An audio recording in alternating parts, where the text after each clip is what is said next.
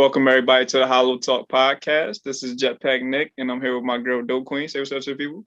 What's up, peoples? And on this particular episode, we're going to dive into the topic of emotional intelligence.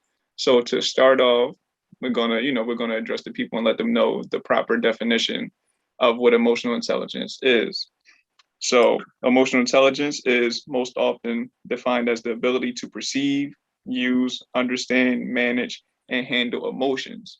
Now, the term emotional intelligence was popularized by a guy named Daniel Goleman, who is an American psychologist. He broke down emotional intelligence into five key categories, being self-awareness, self-regulation, motivation, empathy, and social skills. So I want to start off by asking you, we're going to start with the first one.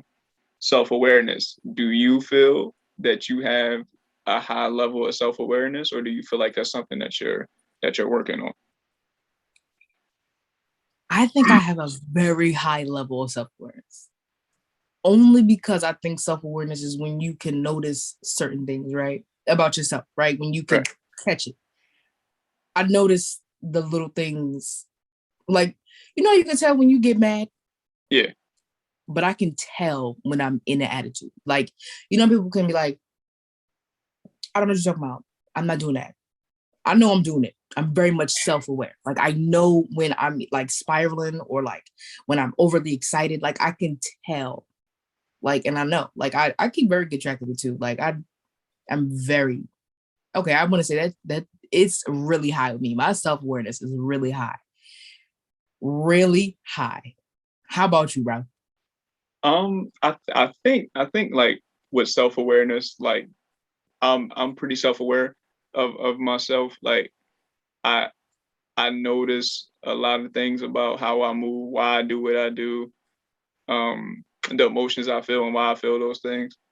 Mm-hmm. But I also think that out of all of like the five key elements, that one is the one that's the most like that changes the most, because you don't always feel the same things that you feel this like every day. Like you might feel happy, multiple times, but it may not be for the same reasons. Or you might be sad for, different reasons, different days. So I think that the self-awareness component is always changing, which makes it like very interesting, because you see a certain level of growth from point A to point B.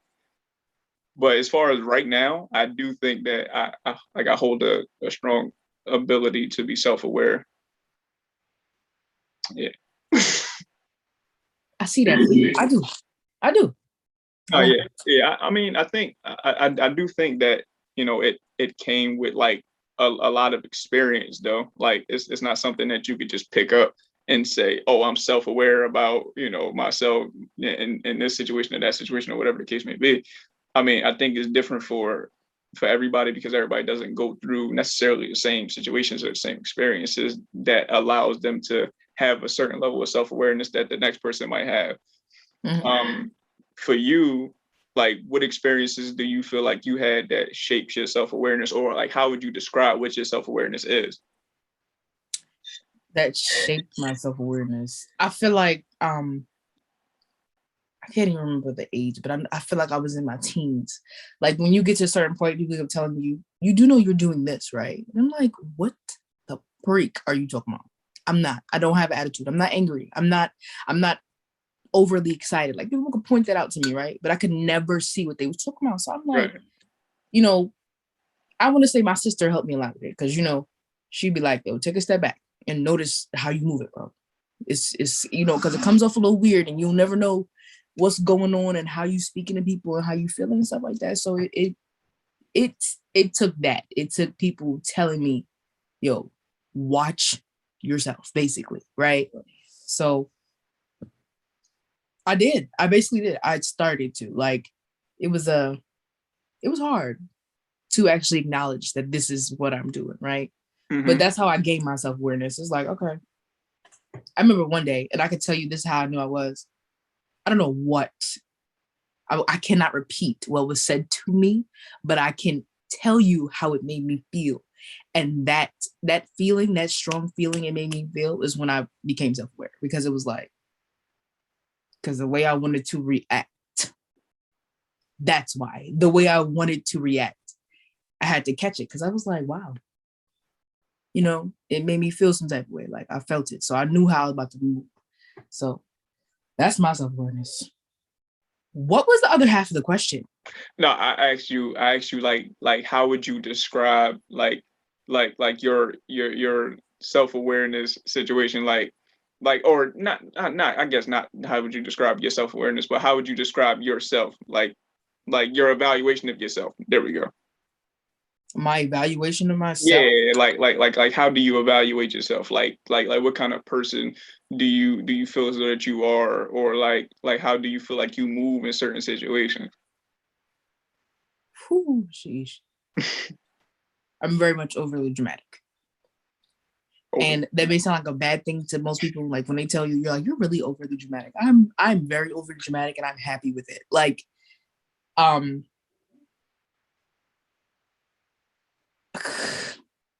you are an actress. That's how I mean, yeah, but like even before all that stuff came into my life, I'm very overly dramatic. Like, oh my goodness, I'm gonna just quickly share this small story. So I had once dropped a bowl of Chipotle on the car floor, like completely flipped after I opened it. I broke down in tears for hours, and I would not stop. That's reasonable.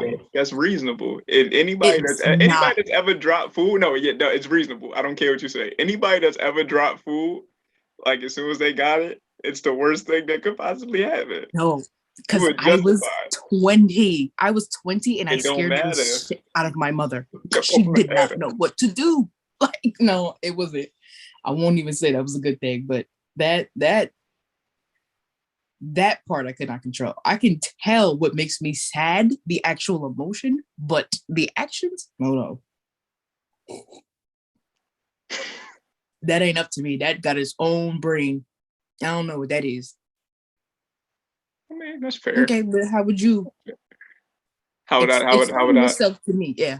How would you? I mean, in a lot of situations, I feel like I'm more of an observer before I jump into action. Like any room I walk into, I always scope the room, see who's like, who's the important people in the room, who's the movers and the shakers. All those kinds. I just gauge my environment. Generally, I generally believe that gauging the environment and understanding your environment allows you to better understand how to move within that environment. So before you can even be like, I should do this, I should do that, you can't go in there and do that if you don't know what you're looking for. You feel what I'm saying? Like, I can't just walk up to a random person and know exactly how to come at them or like or have a conversation with them. But if I sit back for a little bit and pick up some characteristics of them, then I might have a better understanding of how to approach that person or approach that situation. So I think that the environment piece is like a stepping stone, if you will, to get me to the point of understanding how I should be able to move within myself in that environment. That makes sense? Yeah, it did. It made sense to me. It did. I understood that 100%. I understood. Like, okay, an example I could use is like when Jay-Z says, you got to know how to move in a room full of vultures. You feel me? That's a fact. Like, just being able to understand that environment, it's important to be able to understand how you should approach things, how you should move. Because if that's the case, if that's not the case, being able to understand your environment, you guessing. And guessing, you got 50% chance to get it wrong, 50% chance to get it right. Those odds are a little too low for me. He talking about those odds is a little too low for me. I agree. But that's crazy that you say that, because now that you say that about yourself, I do notice that you are an observer. You are. Like, like, not that I've seen it while it's happening, but now that I'm thinking back on like things that we've been in together, you are, even though you are, talkative, you still, you like a little scan, like I've like not not like that, but like you do a little now I'm a scan. robot and shit. No, yeah, but I just see the way your eyeballs move, like, but I never thought nothing of it until just now. That's crazy. I mean, I just think it's important to be able to. I mean, and honestly, I feel like I'm jumping the gun here because, like I said, one of the other elements is social skills. So, I feel like I'm talking more about social skills at this moment in time, more so than self-awareness. So, I guess in turn, what I'm saying is the ability to have great social skills also enhances your ability to be more self-aware about yourself. I mean, I guess it's like, I guess it goes hand in hand. Like, you can have great social skills and be social, like, like self-aware about yourself, but you can also be self-aware about yourself and not have great social skills. But I guess it just in my my situation, having great social skills directly affects positively my ability to be self-aware. Okay. But that might not be true for everybody though.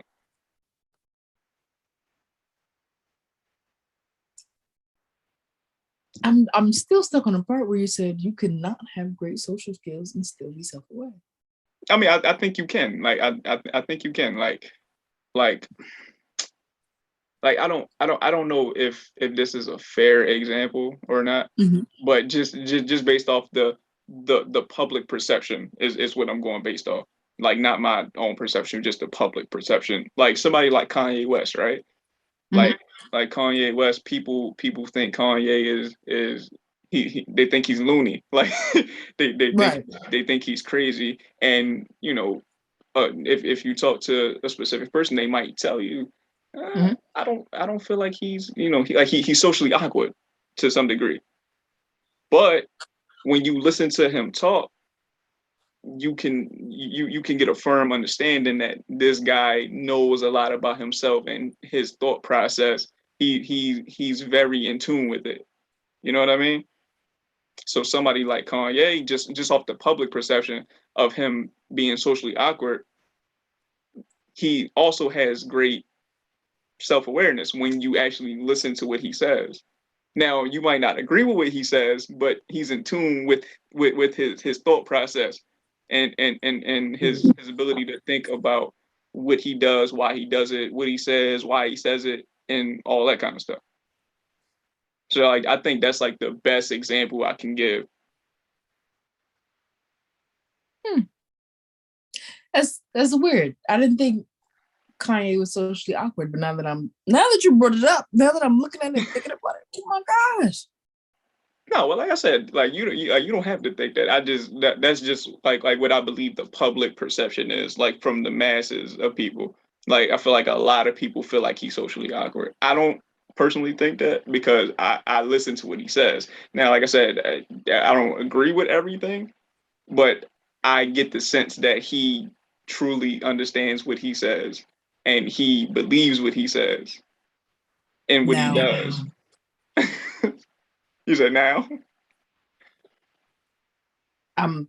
Not to make this about Kanye, but to flip it, but to keep on the example, right? But to flip it, I feel like it's the other way around for him in particular.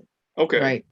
Like, I feel like he isn't socially awkward. I feel like Kanye can literally be social with anyone. Kanye chooses who he wants to be social with. I mean, that could be the case too. I don't think he's self-aware. Don't get me wrong, I love Kanye. I really do. But I feel like Kanye be saying some crazy things that I feel like most people would evaluate before saying. And Kanye feels a lot. But I don't think Kanye has noticed that his feelings affect his words. So that's true. You know what's crazy? You actually kind of lead into the next element. So the next element is self-regulation, right? So the definition of self-regulation is the ability to manage your emotions and behavior in accordance with the demands of the situation. Now, based off of that definition, I feel like that's what you're saying about Kanye. No, like I said, Kanye is just the topic. Like he's just the example we're using. It's not about Kanye, but Yeah, right. you know, I think that more so fits what you just said about Kanye. Like he can talk to whoever. You don't feel that he's socially aware or self aware, but Yeah, being that he's in the public eye, he doesn't handle himself in the way that the people want him to handle himself. Now right. he might feel as though I'm handling it the way I want to handle it, but to somebody else, they'd be like, "Bro, like, what are you doing? Like, you shouldn't be doing that in this situation. You shouldn't be doing that in this setting. Like, what the fuck are you talking about?" So I think that that's more so what you're talking about, the self regulation aspect of it. Like, you got to handle yourself a certain way in certain situations. Would you agree? Yeah. Would I agree with what? With him? No, As him as that's the case. Like that's what you're talking about as far as that particular example.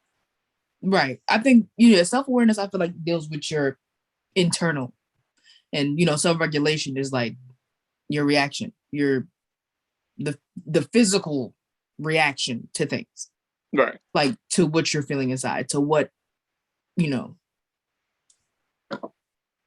to your Nah, emotions. I feel Yeah, you. just how you react. Yeah.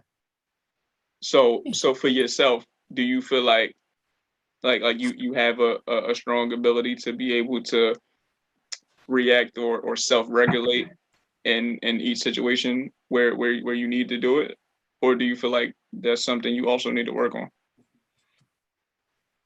I need a lot of work in that. I don't. Okay. I feel like that's self-control. I Like mean self. that's essentially the Yeah. same thing. I don't. I don't have that. My reactions come from. So I know the emotion and I know how it made me feel, but the reaction that come after that is out of my control. Like, say you made me angry, like it's up from there. Like I don't. Like I know I'm mad, but I know I'm gonna react the way I want to react. Like that Mhm. don't come to me easy. Like I'm not gonna sit down and think about it. It's not. I'm not gonna be like, sit down, think about it, breathe, take yourself through it, do it the right way. Like I don't talk to myself like that. Is you mad? Made me angry? Now I'm about to throw a brick at your forehead. Like it's I'm that type of person. Or like if like say something made me happy or like giggle or whatever, right? Mhm. My immediate response is to scream laugh. Like it's not a just a light giggle. No.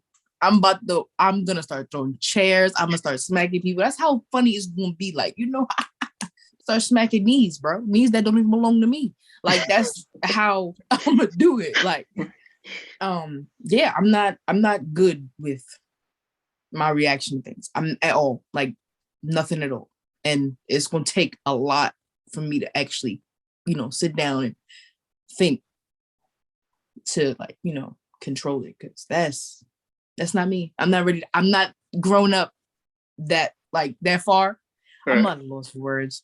I'm not there yet. Period point blank. I won't be there for a while. So just warning for everyone else. I won't be there for a very long time. Give me till like I'm 50. I'm gonna All right. try. So I'm curious to know what your opinion on this is. So everybody has their own definition of how you should do things, when you should do things, all that type of stuff, right? Mhm.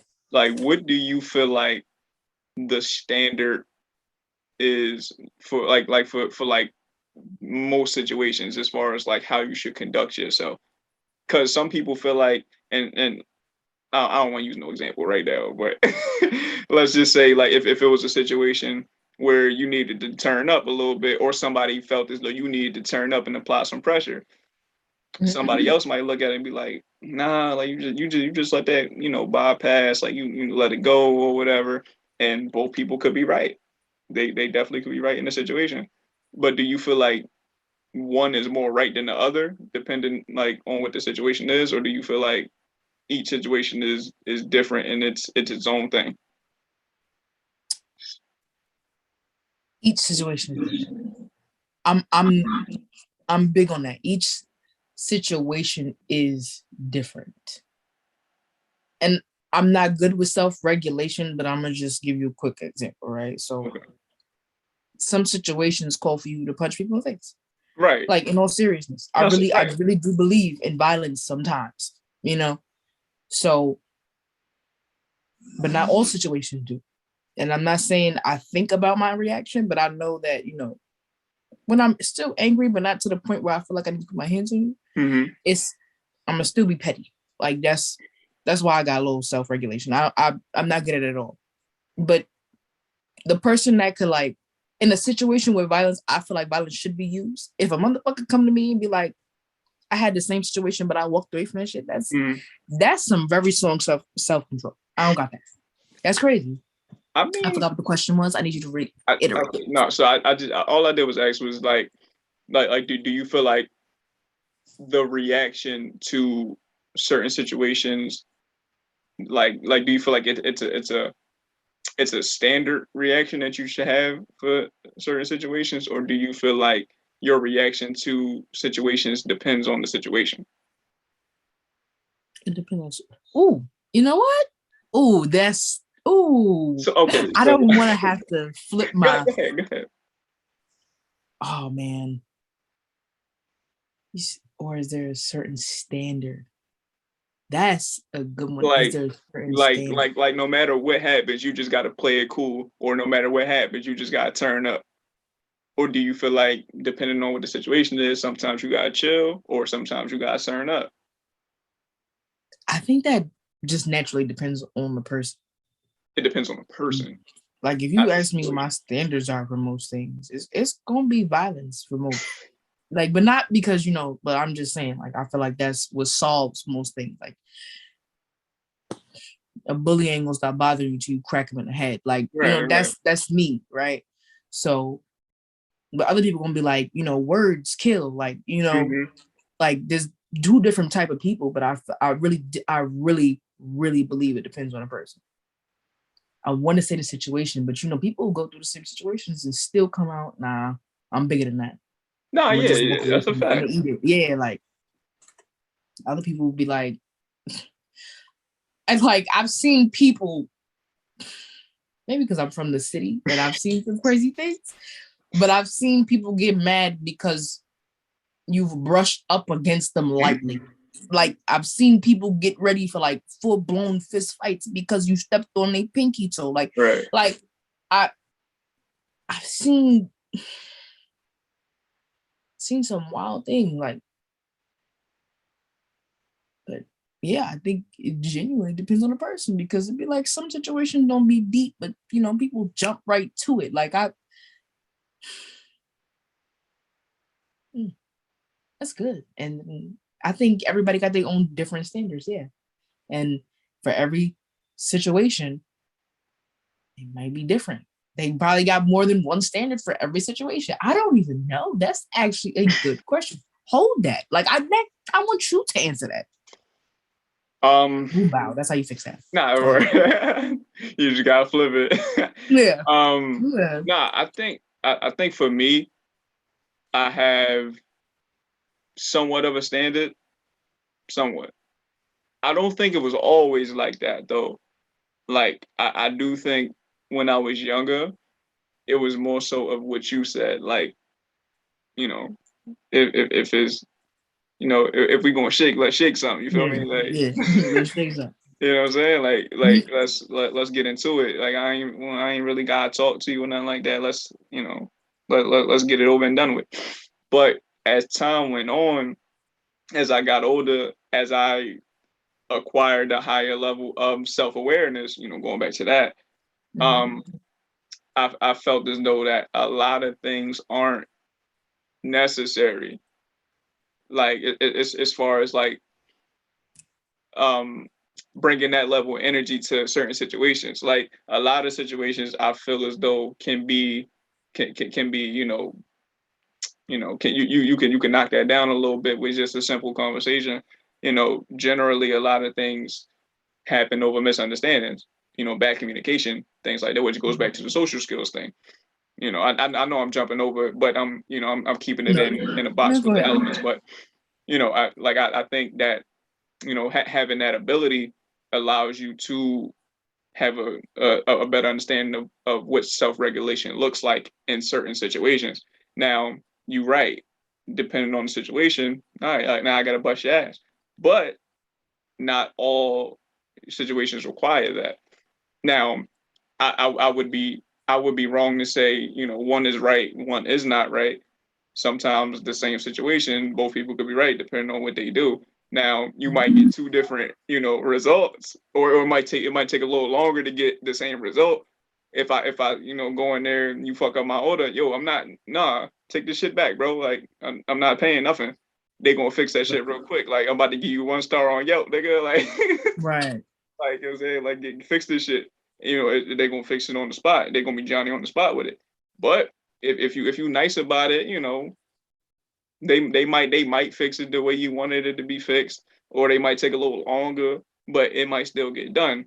Both could be right, but it depends on what you prioritize. Right. You gonna feel me. You gonna understand this. You gonna Right. understand the mistake you made, or you could be, which we'll get into the other element, which is empathy. You could be real empathetic, and you might just be like, ah, nah, son just made a mistake. Like it's cool. Like I ain't even gonna give you that kind of energy. Like, my order messed up. I just want you to know that, I ordered fries, not potatoes. Like can you take this back and let's make it right? All right, no problem. I got you. And you got your right order. But like I said, both could be right. I think it, like what you said, it depends on the person, the experiences that they had, what they feel as though gets results. Everything can get different, the same result, different results or whatever. It might not get it at the same speed, or it might not be felt the same way, but it's gonna get the result. And I guess it just depends on the person. I'm cool, It's calm, crazy. collected with mine. Like it's like at now I'm cool, calm, collected. Like I'm mad empathetic. to You you tell know what I'm mad to a degree. to a degree. Yeah, Thank like you.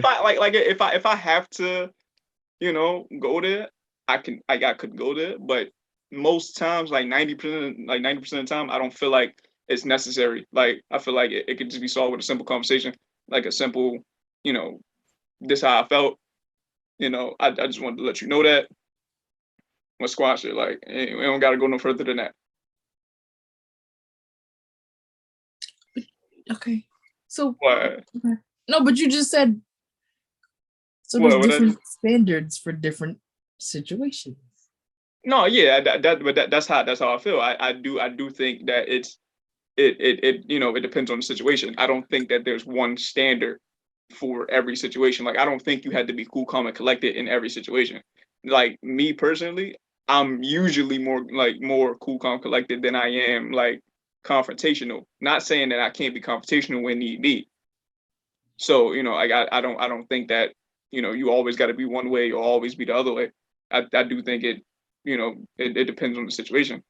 But just me personally, how I am, I I just feel like I'm just more cool, calm, and collected with my approach to a lot of situations. But that just came with like life experiences. That came with a lot of just learning myself and learning my surroundings, learning my environment. Like I said, as a kid, I was super confrontational. Like I ain't had no I ain't want to talk to you at all. Like unless we was rumbling. Like after we rumble, then I can talk to you or whatever. But you gonna get this rumble. Like you got to shoot the You shit. gonna get this rumble. I'm crying. But Yo. now, like as I get older, that's not what I feel as though is the best approach. That's all. I'm just saying. So every person has standards for every situation.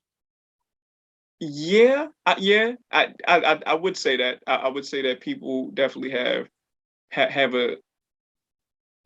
I wouldn't even say a standard. I would say a preference. Like people have more of a preference depending on the situation. Like I said, some people feel as though being confrontational gets better results. That's just their preference in that situation. Like parenting or something like that. some parents believe I'm gonna whoop my kid ass, and that's gonna make them, do what I want them to do. Some parents be like, nah, I'm not going, you know, inflict violence on my kid. I'm gonna sit my kid down. We're gonna have a fucking talk. Like we're gonna talk this shit through. And you gonna understand, like I'm gonna show you some love that way. I'm gonna show you tough love that way instead of, beating you with a belt or whatever. Okay, yeah. Like which way is most effective to you? Yeah. Okay. Which way is most effective? Yeah. Yeah. Okay. Boom bow. Boom bow. Whichever way is most effective to you, shoot. I mean, essentially, that's essentially the base of self-regulation. I believe. Which way you think is more effective? It is.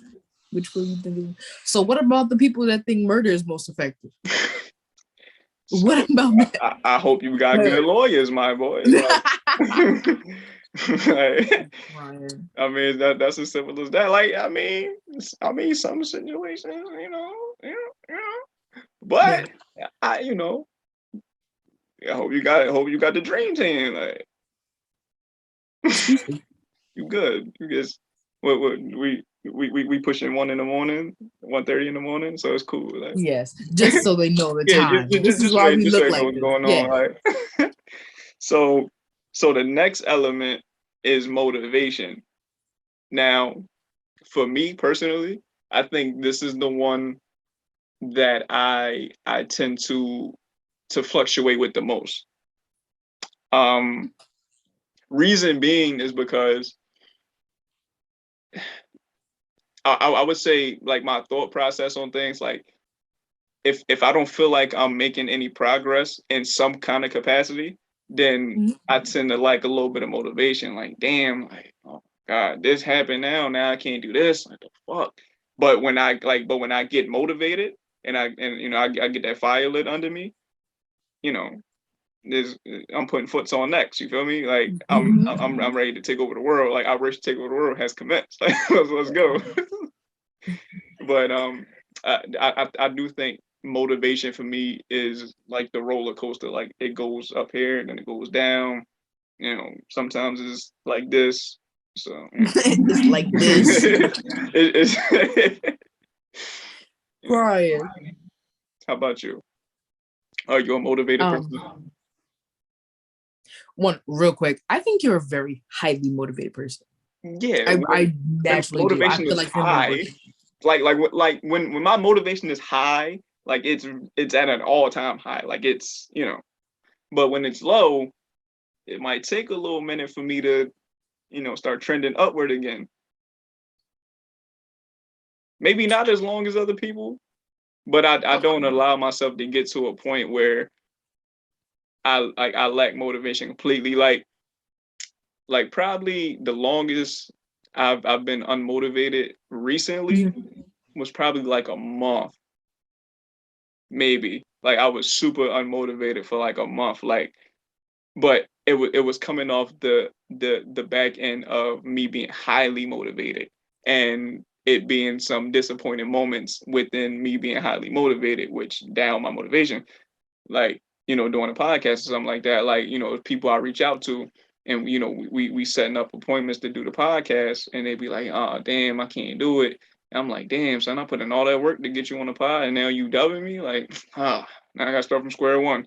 And then that amongst just life going on, like I was just unmotivated for like that 1 month. But as you can see now, we back on track. Every week we dropping episodes, we putting in real conversations, real work, things like that. We got episodes that's coming real soon with some big people, so.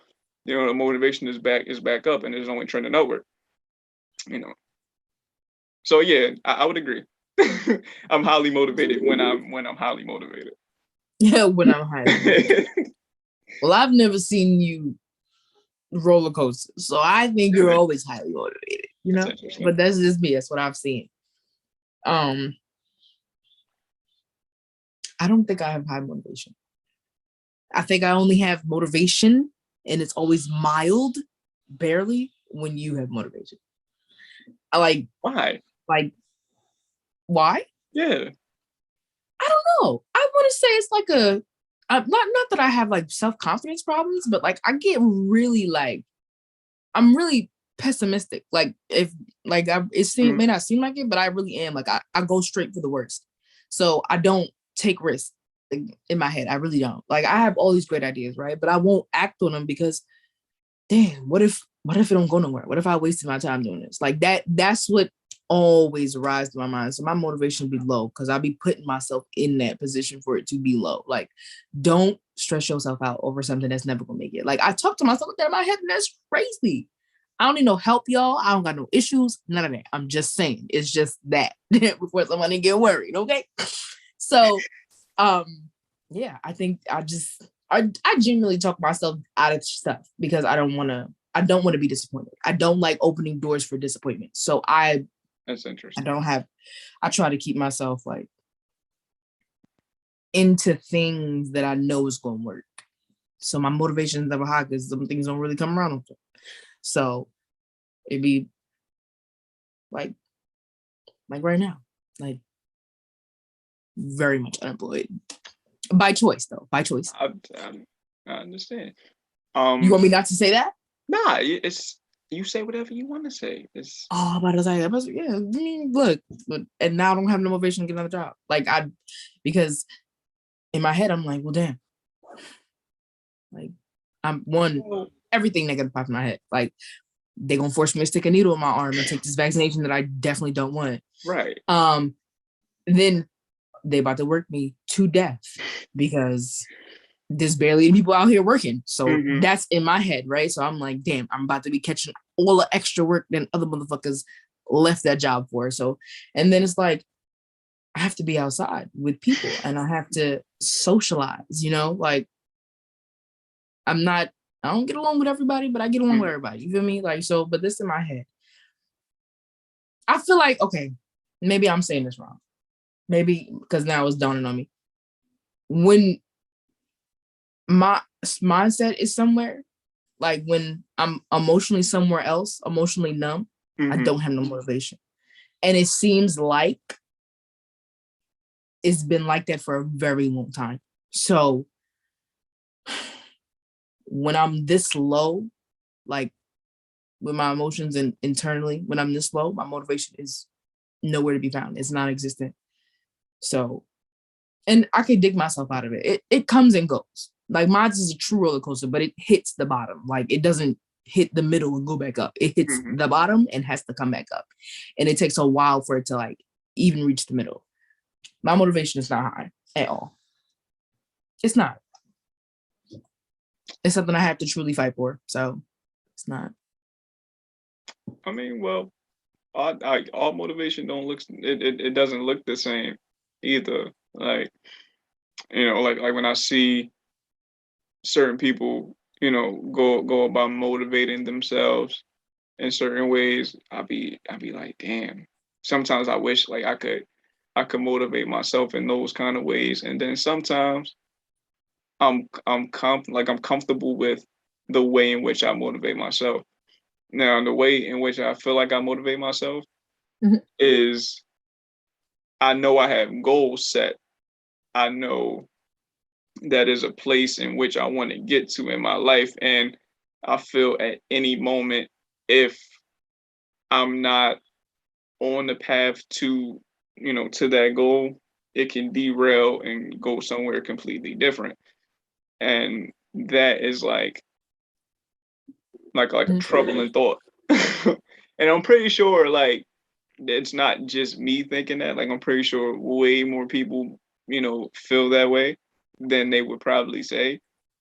But like I said, it's the HolloTalk Podcast. We're here to talk our shit and be unapologetically ourselves. So here we are. Here we are. And I do feel like, me having the motivation to reach those goals that I've had set for myself and not disappoint myself. Like, and I mean, of course, like everybody's going to be disappointed in some capacity, but to get to that end goal, to get to that last part of it, you got to just be consistent with it, and seeing the progress and feeling like I'm being productive creates more motivation for me to stay the course, more so than get to the end, if you will. Like staying the course, enjoying the journey, seeing what the journey, has to offer, what it brings me, keeps me motivated because I see the progress happening right in front of me. Like whether it happens over a long period of time, short period of time, all progress don't look the same either. But I do know when progress is being made. Like you get that feeling inside yourself. It's an innate feeling of knowing that you're moving forward with your goals, and it feels good. It's a motivating factor, especially for me.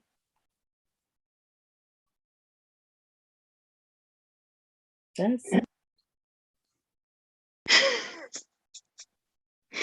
No, actually, I ain't even hold it. We didn't even get a proper definition for motivation, did we? did okay. Go ahead. So, Sorry. so the proper definition for motivation is the reason or reasons one has for acting or behaving in a particular way. So, just reading that, right? Um, what do you feel has shaped your motivation or lack thereof?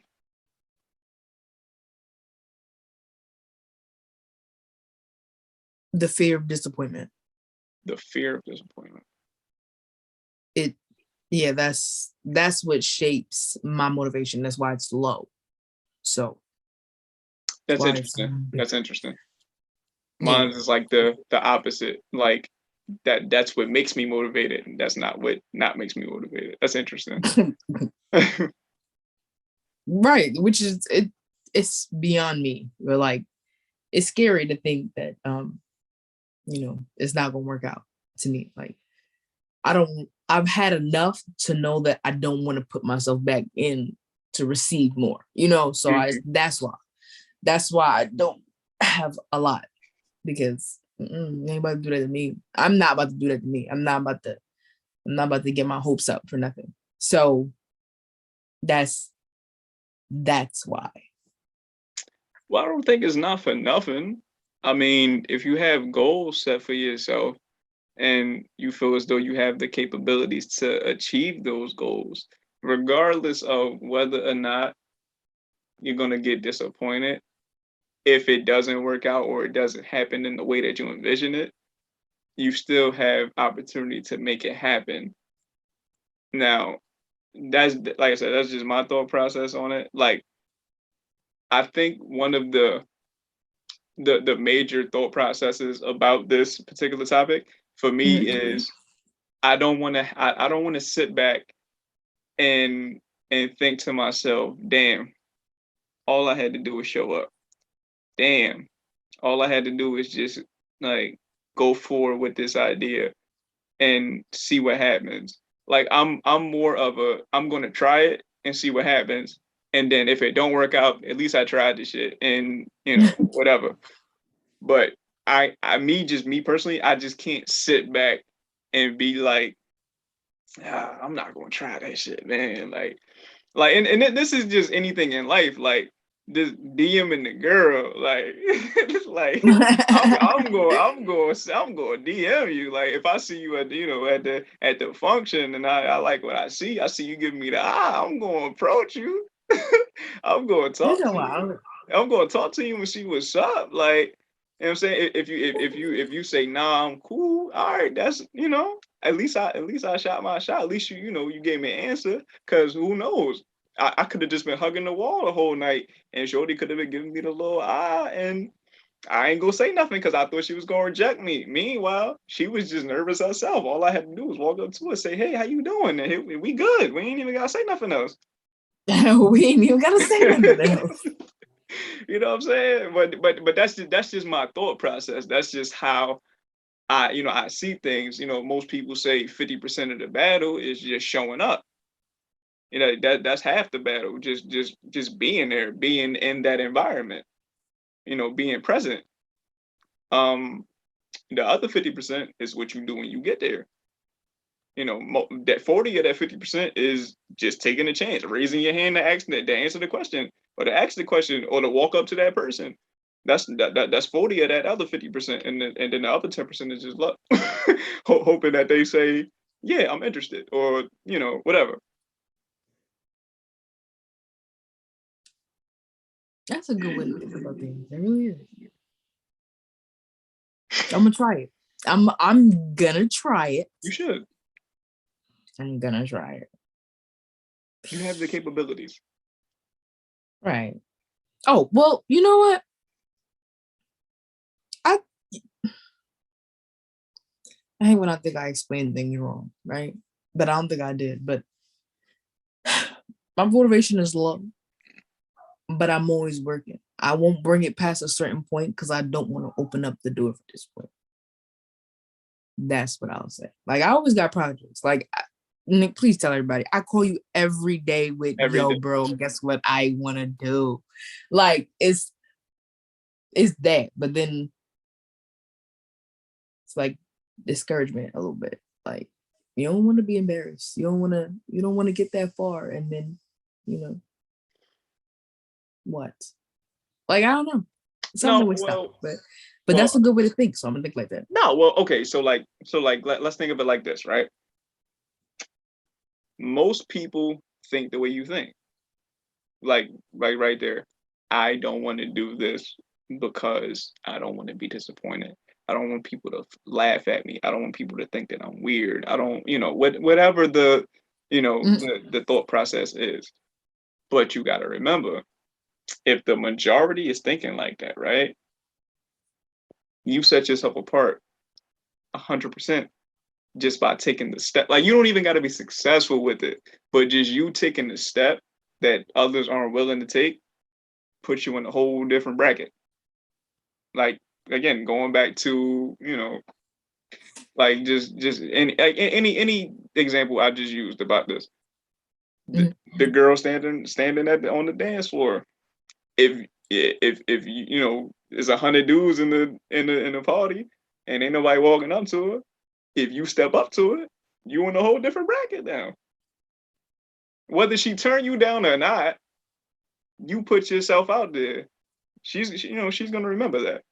If you in the business office and is 10 people that got a business idea, you got your 3 investors like Shark Tank, and 10 all 10 of those people like, oh, I don't got my pitch ready. I don't know. And you walk up, whether they like it or not, you go up, you confident. This is my pitch. This is what I do. This is what my numbers look like. Thank you for your time. I appreciate it. Opportunity might come knock again. Whether they like it at that moment or not, you set yourself apart from everybody else in the room.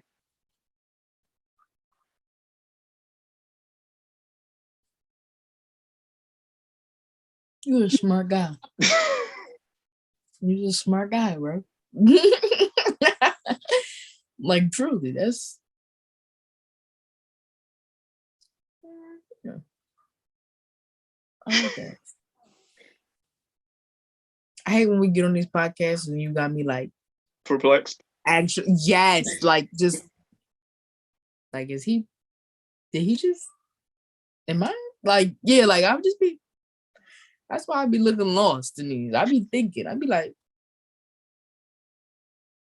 I mean, but me saying this is for me also, though. Like, this isn't just me talking to you. This is me talking to me.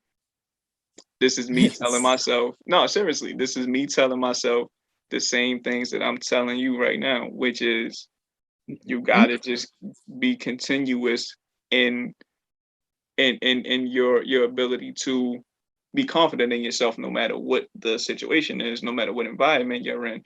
If you feel as though you got something to bring to the table and you feel like you got a certain level of self-worth, bring that with you in every environment you walk in, every person that you talk to. A lot of people aren't confident. A lot of people don't have those social skills. A lot of people don't believe in their ability to be successful. Like, a lot of, you could be you can have the best business plan in the world. If you're not confident in it, you lost a lot of people. Somebody that got the wackest situation, if they confident, now you can have the wackest outfit on.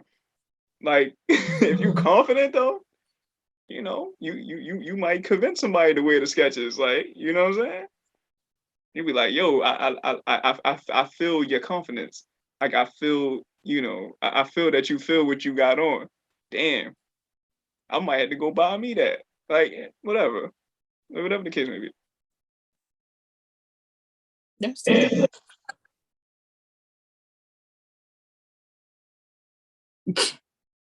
What?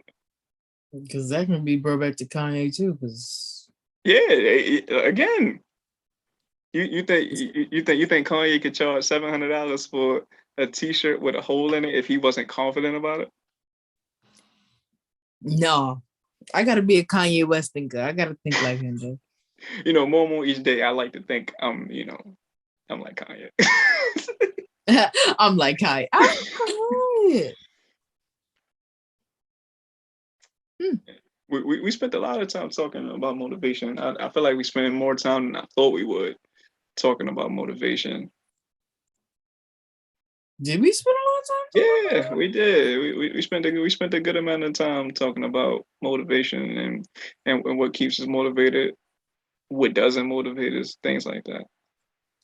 Crazy. Why are you watching the clock? Next question. I'm not watching the clock. Do you have another question? On motivation? Yeah. No. This was a good exchange. Like now I'm literally, I'm receiving everything. Yeah, I'm processing, receiving all that. Like it's all going through me right now. I'm really thinking about that. Crazy. All right, so you want to move on to the next element? Sure. All right. So the next element, I believe this is 4 out of the 5. Empathy. So empathy, the proper definition of empathy is the ability to understand and share the feelings of another. So I'm just going to ask you, do you feel like you're empathetic? I'm empathetic. I'm heavily empathetic, like on a spiritual level. I'm very heavily empathetic. Oh God, don't get me to explain it, but I genuinely don't like, I feel it. I feel it as if like it's something that is like a solid item. Like I feel it when I walk into a room. I really do, and I hate explaining this because I think people think that I'm crazy. Nah. But I genuinely feel empathetic. That's why I do not like when people be telling me sad stories on top of me already being sad, because that shit kills me inside. And it'd be like it make my chest hurt a little bit. That's why I don't know if you noticed, but whenever like something truly hurts or like I get really heavy or emotion get really heavy, but I hit my chest a little bit because I feel like my heart stops. So, like, just to wake it up, like, come on, we still gotta live. Not to wake it up. Yeah, like a little. I don't know how to explain it, but this is what I do. Like, I hit it a little bit. But yeah, I'm heavily empathetic. I don't necessarily like being, but it's nothing I can shut off. Mm-hmm. I don't know what that is, but that's probably the highest thing on that list for me. Heavily empathetic. Like I feel too much for people. Like I share in feeling. Like you could get stabbed and you would have thought we was twins because I would have felt that same pain in the same part of my body where you got stabbed at. Because it'd be like, yo, like I said, it's spiritual for me. I don't know what that is. I don't like it. I don't like it, but it's high. And I have it. And I don't like it, but it's a good tool to have. I feel like it's a better understanding with people. You get, and I feel like that's why a lot of people be around me too, because they feel like I understand them. No, you're making me sad. Like, get away. But no, yeah, it helps attract people. It helps keep people next to you, which is not good because that's like double the emotion from other people. But I mean, it's a part of it. Heavily empathetic. It's a part of it. Do you? And it's not a choice. Go ahead. No. Go ahead. No, it's not a choice to me. Go ahead. Do you feel that you can be empathetic without experience? So what I mean, go okay. You don't even have to. Yes. And oh, I'm so sorry, y'all. Y'all gonna hear that. Y'all gonna hear that. And it's, I don't know, I stretched and it came up. I'm so sorry. Yes, without any experience at all, bro. Without any experience. Now, I'm not saying I have not experienced death, But I've had people, like my brother. I hate to talk about him on here, but my brother has seen his friend die, like stabbed, or like not close to my brother. We did not Right. grow up in the same household, but from knowing that just off the story he told me, it hit like hard. Like I know it hit hard because when I started crying off of something, like your experience, I did not experience that. I was not there. Right. I didn't see it. None of it. Nothing. Right. I didn't know your friend at all. You know, we're not close at all. But like that, just to know, you know, what you felt, I felt that. Like I felt like that was me. That it felt like it was me that was holding that lifeless body. Like I thought you would have thought I was with him. Like that's what I felt. That's what it feels like. I want to bring up another thing, and I hope I don't trigger nobody, You but got it. You got it. I had a friend tell me she was sexually assaulted, right? Now keep in mind being a female, that's a scary thing all the time. People taking Absolutely. advantage of you. So like that naturally is always scary, but I cried. I didn't tell her. I don't cry in front of people, but like after people tell me sad stories, I always gotta walk away. I always have to like take a minute for myself, even though it sounds mean, but I really do because I cried harder than ever. Like, because it was like, whoa, like you. I think, oh my goodness, and it doesn't help to have an active imagination because then you put yourself in a scenario. I feel like that's what empathy is. Like you put yourself in it, so you feel it. Right. But I do it really fast, in which I can't stop it. So it's just like once the story is being told to me, it's not you telling the story. I'm in the story. You're telling your story to me about me. That's what it feels like. So it's like, if that made any sense, I No, hope that does. I follow. So without having to experience not a drop of it, not nothing, not even understanding, you know, the full scene, not even you laying that shit out to me, right? Not a smell, not nothing. Oh my goodness. But you would have thought it was my story by the way that I feel for it. Like at that part of my life makes me sad. That part of me makes me really sad. I cannot turn that shit off.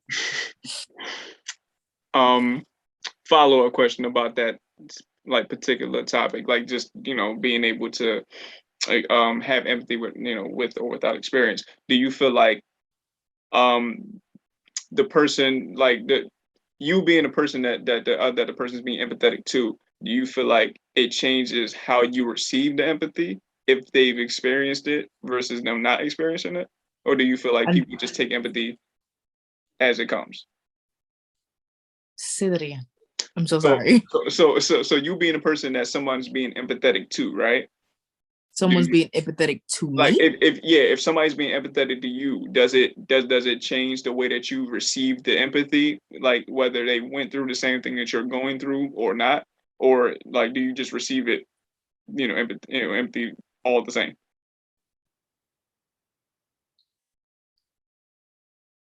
I can't tell when somebody's being empathetic towards me.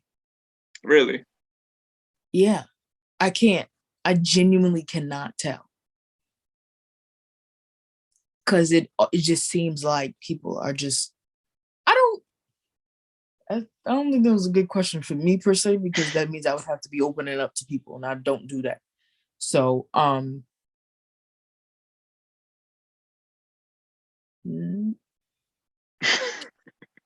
can I see that I hate this is the worst. Oh, because I'm about to explain it to you. Oh man. Okay. When I said it's on a spiritual level, it's on a spiritual level. Hmm. When I'm being empathetic, I feel as though I take your sadness from you and I give you whatever energy I got and I give that to you. So you no longer have that sadness. It is now in me. I feel you. So I don't, and I don't share, right? So sadness is always going to be heavy until I decide I want to release it. So there's no one being empathetic towards me per se. I don't know if you are empathetic, but we're going to get into that in a second because I share a lot with you. So if Right. that is the case, then that is how I release without knowing I release. My apologies. But other than that, I do not release. So unless I release it myself, unless I cry, Hmm. like Like after a sad story, if I gotta go and break down by myself, then that's how I release that way. But nobody, empathy is like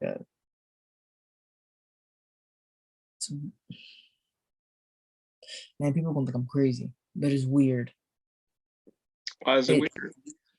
Because it's truly spiritual. I don't know how to explain it no other way than it is a actual thing. Like it's something that you really feel. Like, man, I don't like, that's why I don't like when people talk to me. I don't necessarily like it.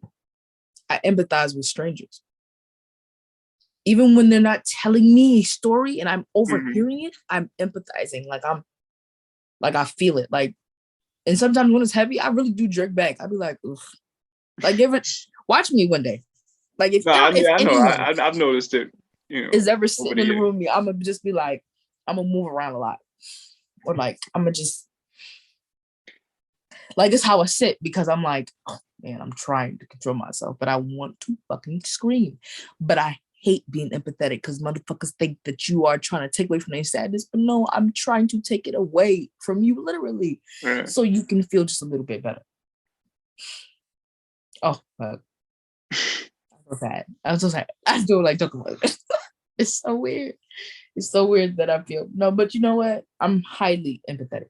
It's a gift. I'm gonna say it's a gift. That's how I see it. It's a gift. That's why people I think that's why people gravitate towards me. It is a gift. Damn. My earring. But I genuinely want to know if you are empathetic, because if that's the case, you are my empathetic friend. And yeah, I'm I'm empathetic. I'm empathetic to basically everyone. Like whether or not, like I said, like whether or not I've experienced the situation that you're going through, that you're telling me about, or not, I feel not even like it's an obligation to be. I'm about to say that word too. Yeah, like I don't think it's like an obligation to be empathetic, but my reasons of being empathetic is one, if I'm able to help you get through a tough time and get you to a better place, I don't mind doing it. Second thing is, through me being empathetic to whatever it is that you're going through or talking about, there's a lesson to be learned. Now, talking about the experience thing, the reason I asked that question is because I don't think that you got to experience everything to be able to relate to what somebody's going through or talking about or whatever, the case may be. But I do feel like when that person is opening up and sharing these things, whether it's to you, around you, or, something that you're watching, listening to, or whatever the case, there's a lesson to be learned from that, which can, I guess, fill in for your personal experience of going through that specific thing. You're just learning about what's going on, what happened, how this happened, how to prevent it from happening. There's a lot that you could take away from that and be able to apply if that said situation was to spring up in your own life. Hopefully, those things don't, but most things that we're empathetic about do, whether that's like heartbreak or, death or, in any bad feeling that people experience in life that most of us tend to experience. That is like the thing that I take away most from me being empathetic with people, and why I continuously be empathetic. And it's also a good thing to one, have people trust you enough to be like to share their personal stories with you. That says a lot about you and your character and how people view you, the perception that people have of you. People don't tend to talk to people who they don't trust, which is why a lot of people don't talk to therapists. A lot of people don't feel like they can trust therapists. Like, I don't know you, fam.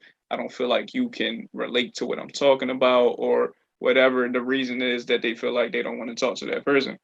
Me being a person who went through therapy, it only heightened my ability to be empathetic.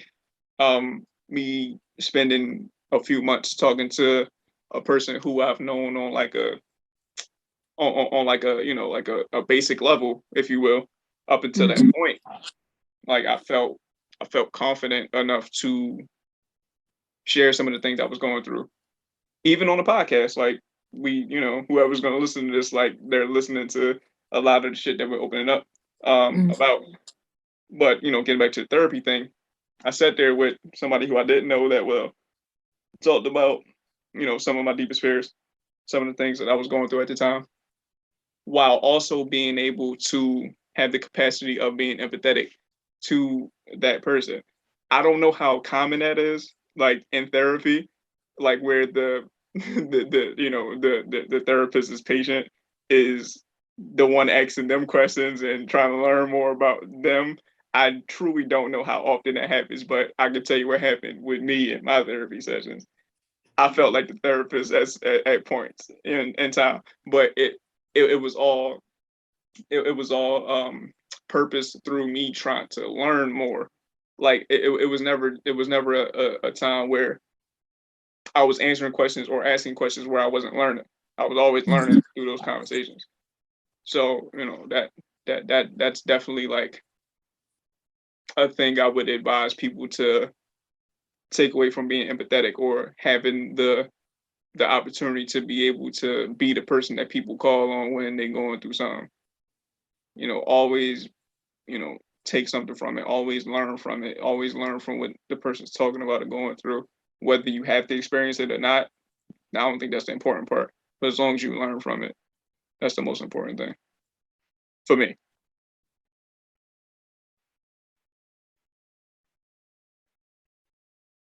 You can't just stare at me. I don't know what to say. Like, I thought this. First of all, I don't know how you turned into the therapist in the therapy session, but you did that. You did that. I hope you got that check. I just asked But questions. he told me I asked a few questions. I did. Um,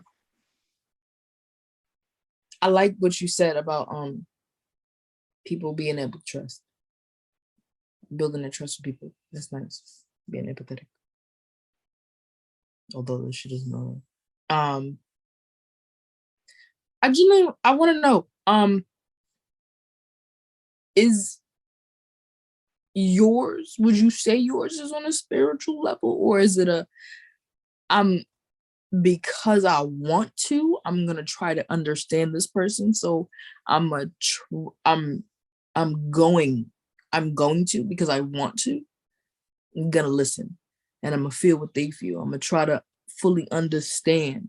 Like, are you? Is it that? Is it a? I'm an understanding person. I want to understand. I want to help you. Like, is it that type of feeling, or because mine's is uncontrollable? I don't, because I try not to care. I really do. I try my hardest, but my body be like, psych, bitch. We gonna soak up all this sadness, all this energy out here.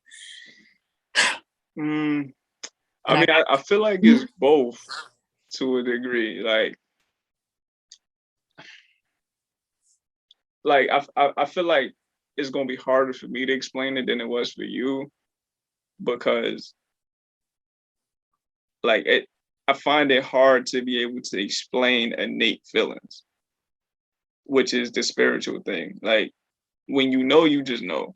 Like it's I can't explain when you just know. Like it's hard to explain your first love or the love that you feel for somebody or whatever feeling that's unexplainable for you. Like it's one of those things. But I'm aware of it. I'm definitely aware of it. As far as me wanting to do it, I think that stems from the idea of if I can help you, I'm going to Mhm. help you. I'm going to try to to do my best, which goes back to my earlier statement about not sitting back and just hugging the wall. Like I'm going to reach out to you if I feel as though you need a helping hand. whether you accept it or not, at least I tried. Like I want to be able to have a positive influence on people who need it or want it. Now, it can be draining to some degree, and this, this is one of the topics that I definitely wanted to touch on when it came to this, talking about um, protection of energy. Protection of energy is something that I'm currently working on. I'm currently trying to not master or perfect, but get better at. Like I'm trying to figure out how to better protect my energy. Like if I gave my energy to something and it wasn't reciprocated, that's cool. I got to be okay with that. I can't continuously give energy to things or people that aren't giving me energy back, because I'm only going to drain my energy tank. So I just got to be okay with them not reciprocating that energy I'm giving. Mm-hmm. So yeah, I think that it's more so of me trying to be empathetic to people, and me also feeling that on a spiritual level, even though I can't explain it. That's all I got for you. No, it's hard, ain't it? It is. I can't even no, but I understand. I do understand. I'm understanding of what you are definitely trying to say. But I also think it's hard though, because you don't really generally get to pick who you're empathetic to. Right. So, it's hard for me to say I'm empathetic to this person or this situation because of this specific thing. It's generally just, I don't know, like I just feel something. Like I just feel like I need to be there for this person, or I feel like I need to say this or that to this person. Like, I think that's what kind of makes it difficult for me to explain. Just for me personally, like I don't generally have control of who I'm empathetic to. Spiritual level. Yeah, it's just an innate feeling. It's crazy, because it really don't be a choice. Yeah, I mean, I don't know. I don't know. I'm curious to know about people who wouldn't describe themselves as empathetic. Like how do you how do you not be empathetic to people? Like how do you not care? Or how do you not give a damn? I can explain it. I couldn't imagine that. I can explain it, but it's not for this podcast. Okay. I'll make me get off this. I'm gonna explain it to you. If y'all want to know, check out the next episode. But yes, there's a lot of people that's not empathetic. I think being empathetic is rare. It's really, really rare.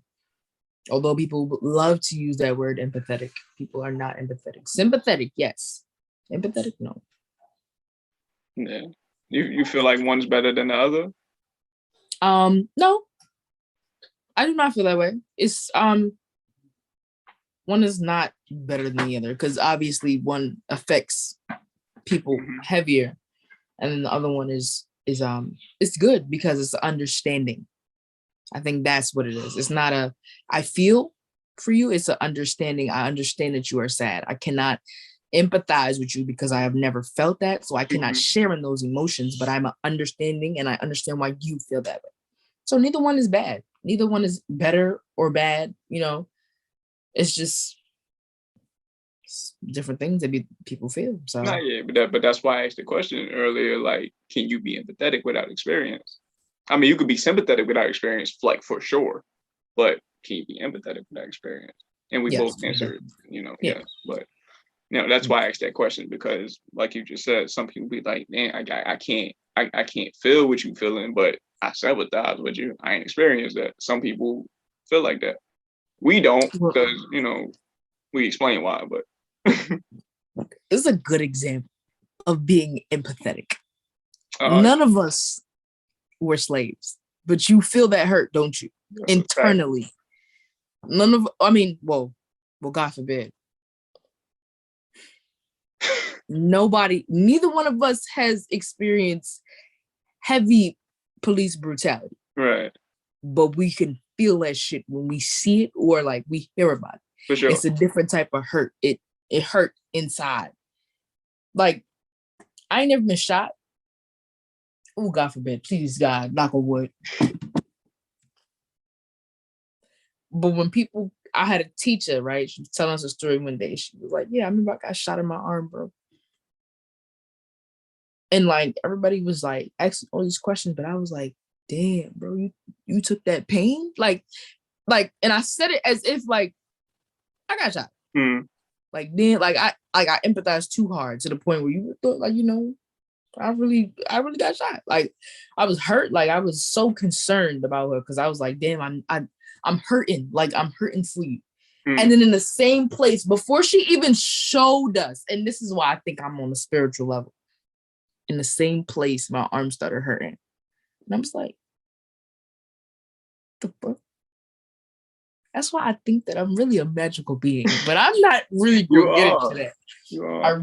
But I mean, like, no jokes to the left. I feel like I'm a fairy. I think I'm supposed to be Wiccan too, but I can't get into all that. It's a lot to read, a lot to study. I can't do that. But I'm telling you, it's something different. This empathetic thing is nothing to play with, and I feel like because that's high for us, bro. I feel like that's what we got. Like a lot of people, not necessarily close friends, but around us. Mm-hmm. Like, and I feel like it's like totally cool.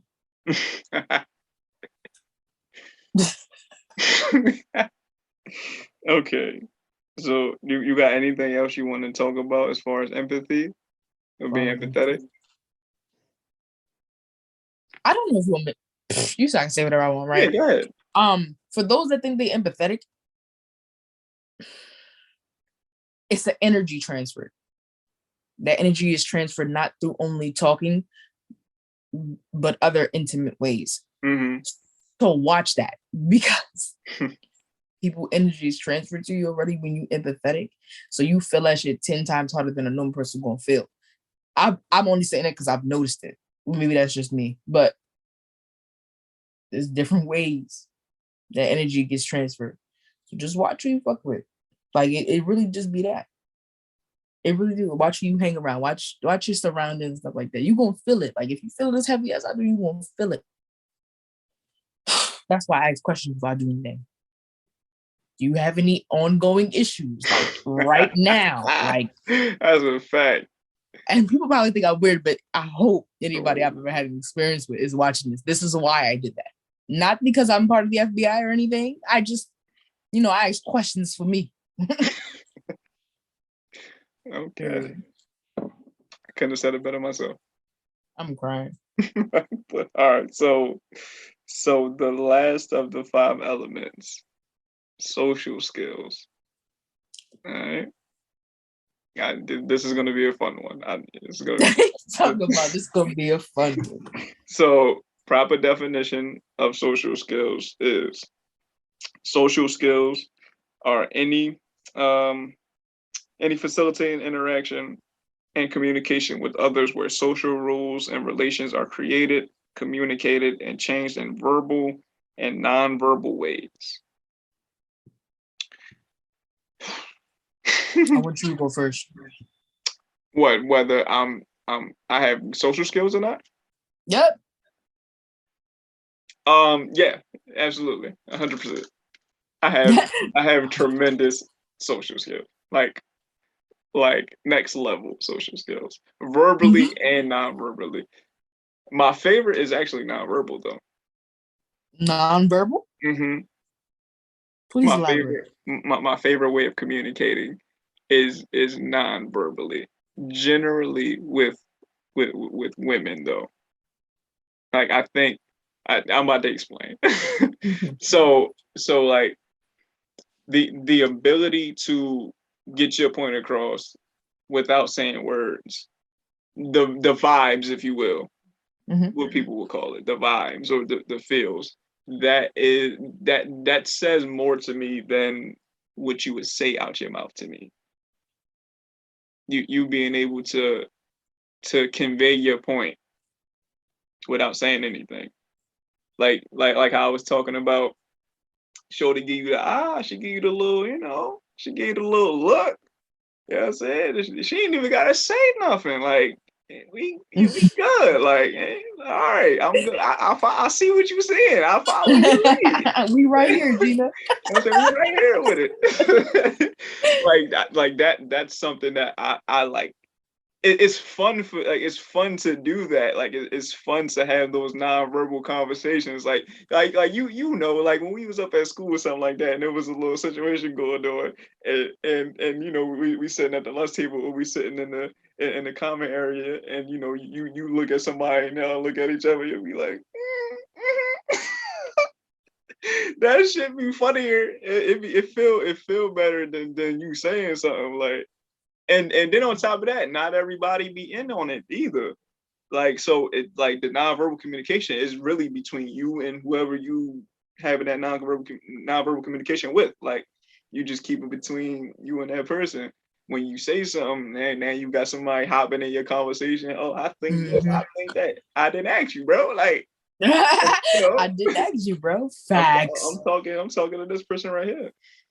And also, nonverbal communication, I feel as though I do feel as though it's not more relatable, but more like it's more solid to me than verbal communication. Because you could say whatever, like you could say anything, you could still be bullshit.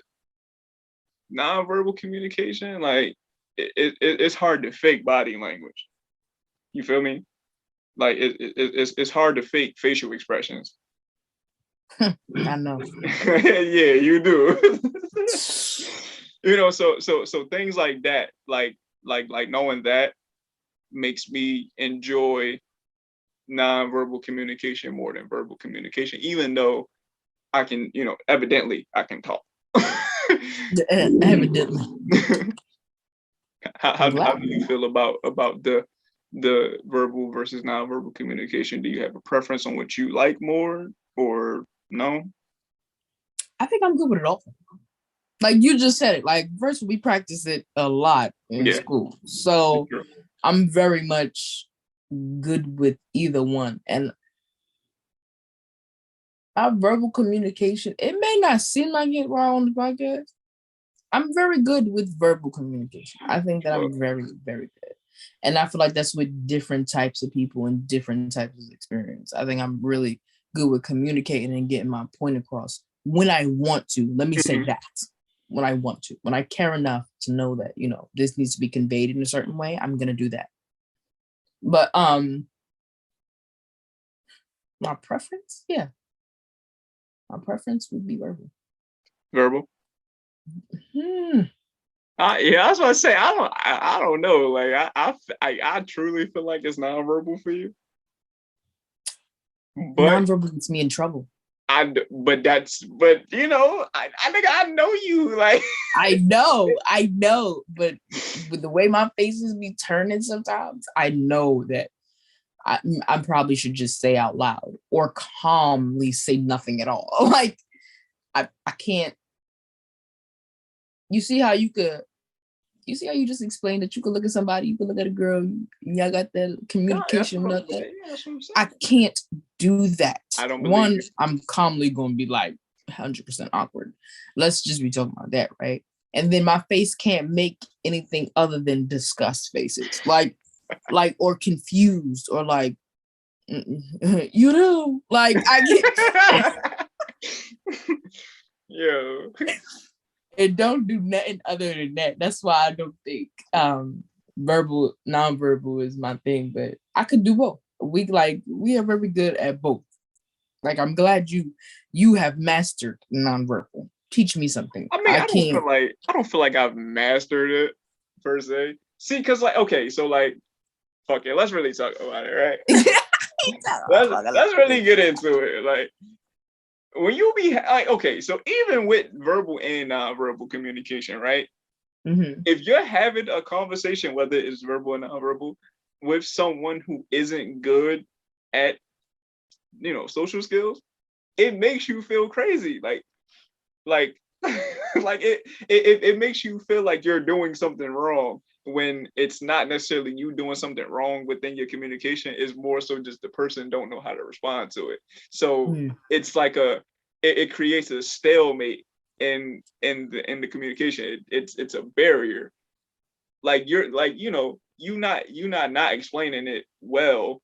It's just they not comprehending it, or they don't know how to respond to it. So what the fuck do I say next? What do I do next? I can't keep staring at you if you don't understand the look I'm giving you. Right, You know what I'm saying? Like you're gonna look at me like I'm a fucking weirdo. But if you got good social skills and you good at nonverbal communication, I'll give you that look, and then you be like, oh, I know what that look means. Get that look back. We good. We on to the next part of the conversation. You know what I'm saying? Mm-hmm. So I think that for me is like, that's like the worst shit. And on top of that too, being able to have like a certain level of communication with someone, it also you gotta also create a level of comfortability, a certain level of trust, and that takes time. For somebody like me, I'm pretty open with conversations. Like I come on a podcast, I sit here for an hour, 2 hours, sometimes 3 hours with somebody I just met, or somebody I'm literally talking to for the first time on a podcast, and we talking about whatever. Evidently, I gave you a certain level of comfortability, or you trust me on a certain level to be able to have a fluid, direct conversation with me. Maybe if it was somebody else, you couldn't do that with. For example, I'm gonna bring up Kanye again. Kanye went on Drink Champs a couple of days ago, talked to Nori for 2+ hours or whatever. Very open conversation. Very, very open conversation, right? I don't know if he could have did that with somebody else. Like I truly don't feel like he would have been comfortable enough or have somebody that understands that level of thought process to literally sit there and entertain it, or sit there and be like, nigga, I don't understand you, but keep going. Right. You know what I mean? Like it's a lot of factors that allows good communication to happen. And when those factors aren't taking place, it makes for awkward situations. And me being an open person when it comes to communication, I hate that shit.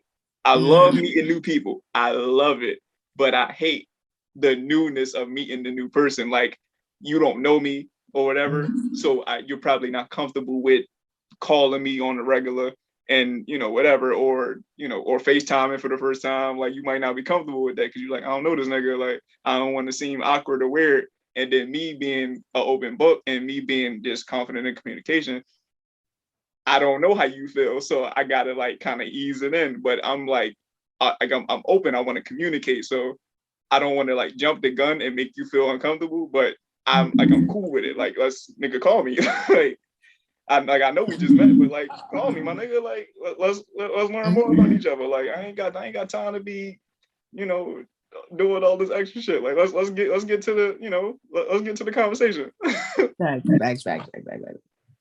That's funny. Let's get to the conversation. Yeah, I don't really care what your favorite color is. Like, I don't care. I don't care about the fluff. I don't care about none of this new person conversation shit. I don't care. Like, let's get into it. Like, talk to me.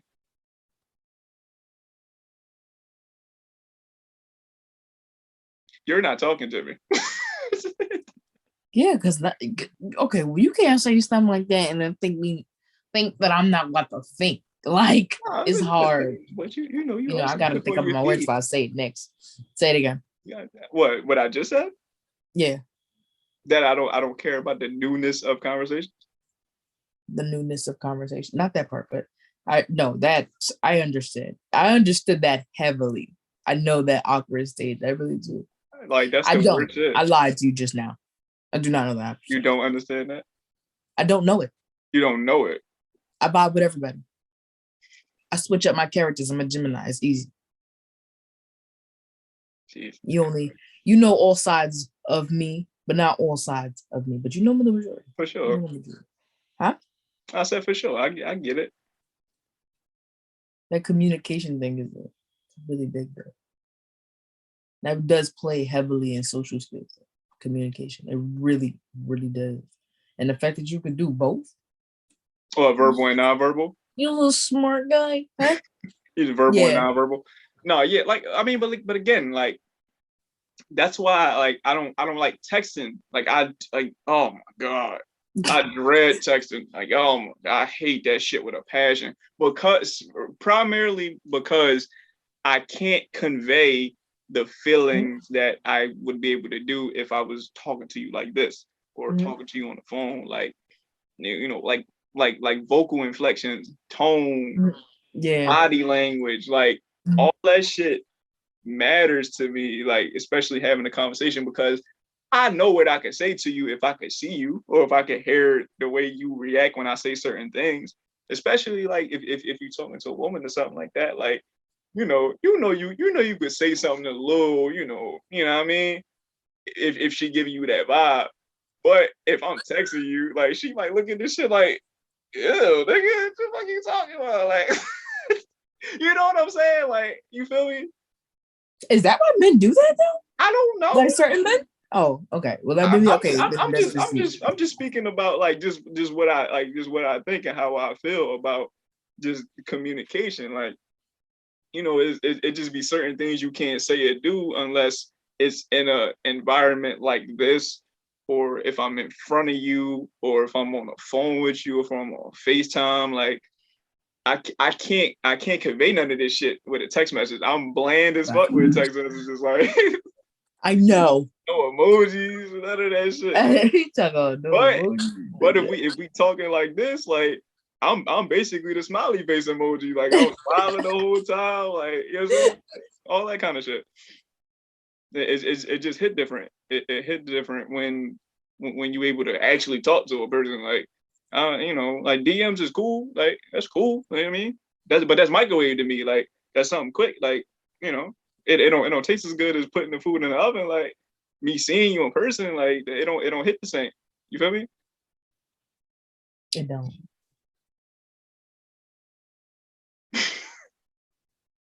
You can't just be looking at me like this. You have to respond at some point. And this is my communication. No, I don't like it. You're not just talking to me. We're talking to the HolloTalk Podcast. I know.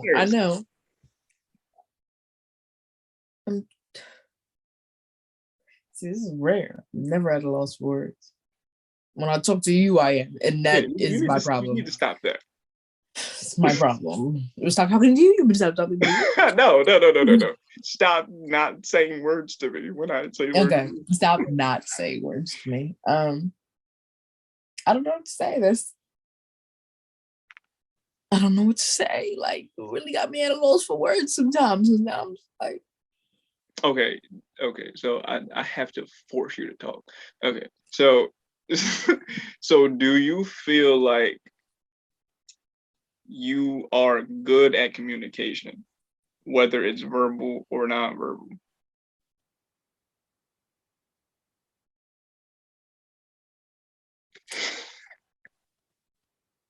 Yes. I only smiled at you because I answered that question. But yes. I You did? Yeah. I am good at it. I'm good at communication. I think I told you I'm a whiz. I'm the bee's knees, bro. Like, I do this for real. Okay. You see how I just talked to you? You understood all that. I'm good at communication. I did. Like I feel like I'm spicy, ricey, dicey when it comes to that. Like I feel like I talk to anybody. I could talk to anybody. Like, yeah, I'm really good at, but verbal. Like, you know, but Incredible. I'm good at the eyebrow thing. Like, I can do the nonverbal thing sometimes. So I can't do it all the time because, you know, I can't. My face don't do a lot. Yo, But what? My face don't do a lot. although I make the most faces, like Jim Carrey, like ain't got nothing with me, bro. Like my face is ring. You feel me? But verbal communication is my thing. I'm really good at it. I'm really, really good at it. I'm when I want to be good at it. Like, bro, I know I'm good at it because I could really talk anybody into doing anything. That's why I think I'm good at verbal communication. I'm very much smart that way. Like I know how to finesse my words into getting what I want. When I want to. It's that's a switch. I can turn it off and on. That's me. I'm really good at having people open up to me. I'm really like with just simple stuff. Like with the empathetic thing, I'm really good at letting you know that you're safe here, safe space. Like I know how to speak to people in order to make them comfortable with me. I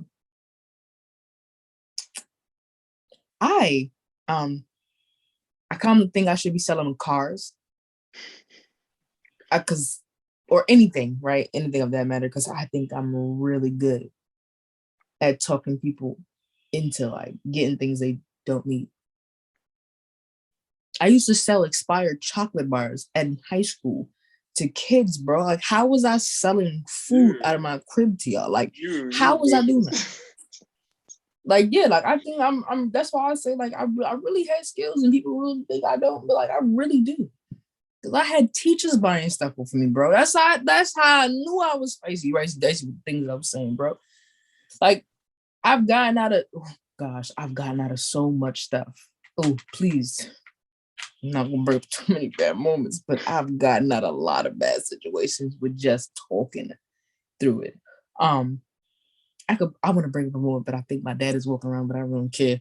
So in New York City, y'all know if y'all hop turnstiles and you get caught by transit police, you in trouble. Like that's it, you getting a ticket or like. You know how many times me and my best friend have done that and we've talked our way out of that? Do you know how many? And we had school metro cards. We didn't even need to hop turnstiles. We were just bad. Like, but like to just finesse it, like, or you ever had, I'm about to say, have you ever had, I've had people try to talk to me, right? Like talk to me like holler at you, like you on the street, hey, Miss Thing, I'll finesse my way out of things quicker than that, bro. Like that actually sometimes is good for nonverbal communication. For sure. Because if I look at you. No, for sure. Like I'm very good. I think this is a skill. That's why it's on my resume. Calmly. No, that's a fact. It should, no, real rap. That should be on everybody's resume. Like, yes. Like no matter whether you can do it or not, just put it on your resume. Right. If you could talk, that needs to be on your resume. Exactly. If you know words, yep. Immediately. That's the number one thing too. Communication. That's a fact. So I think I actually have a better question. Like I don't think I asked you this question, but I answered it for myself. Like, like what prevents you from having good communication with people? Them. Like what about them though is what I'm getting at. You got to be a certain type of. You got to be like heavily closed off, heavily standoffish. I don't know how to explain it. Like I could talk to people. I could talk to people first. I could be. I'm very polite. My parents made sure like their kids was very manners. So when I walk into a room and I'd be like, "Hey, good morning," you know what I'm saying? It'd be little things like that. And for the person that don't respond but knows they heard, that's a person that I know that my communication skills ain't gonna work. Boom. I ain't even gonna work on it, right? Or people that don't understand well. Like I don't know if that's gonna make sense, but people who lack understanding, who lack listening, so they don't understand. So off rip, that's dead. My communication skills do not work on me, and they never will, right? Like a hard-headed kid. If I speak to you, you're not gonna listen to me. I know. So I'm at a loss with you. It's not me. It's you. And obviously animals, because you know I can't communicate with them niggas. So I mean, some people feel like this. They can though. Oh yeah, I could talk to my dog, like, but that's my dog. I I had him since he was a mean, puppy, so yeah. I be talking to him. He be talking back too. He's spicy, spicy, like he be giving attitude, won't lie. But I don't. That's the only thing for real. Why my communication. What was the initial question? Because maybe I could No, be I know. going I off on just asked. points and not think. All I asked was like, what Trickle. prevents you from having good communication with people? Because Yeah, yeah. like for me, I said people too, but my reasoning was people not having good communication skills. Like I can't I can't progress if you don't know what the fuck I'm talking about. Right. That's a fact. Like Like I can't carry the whole it's gonna be conversation. like you're gonna be Right. looking at me like I got three heads, or if it's like on some non-verbal shit, like Right. if the vibes ain't matching up, if I'm thinking one thing and you thinking another, like somebody's gonna be looking at somebody like, why the fuck is this person looking at me?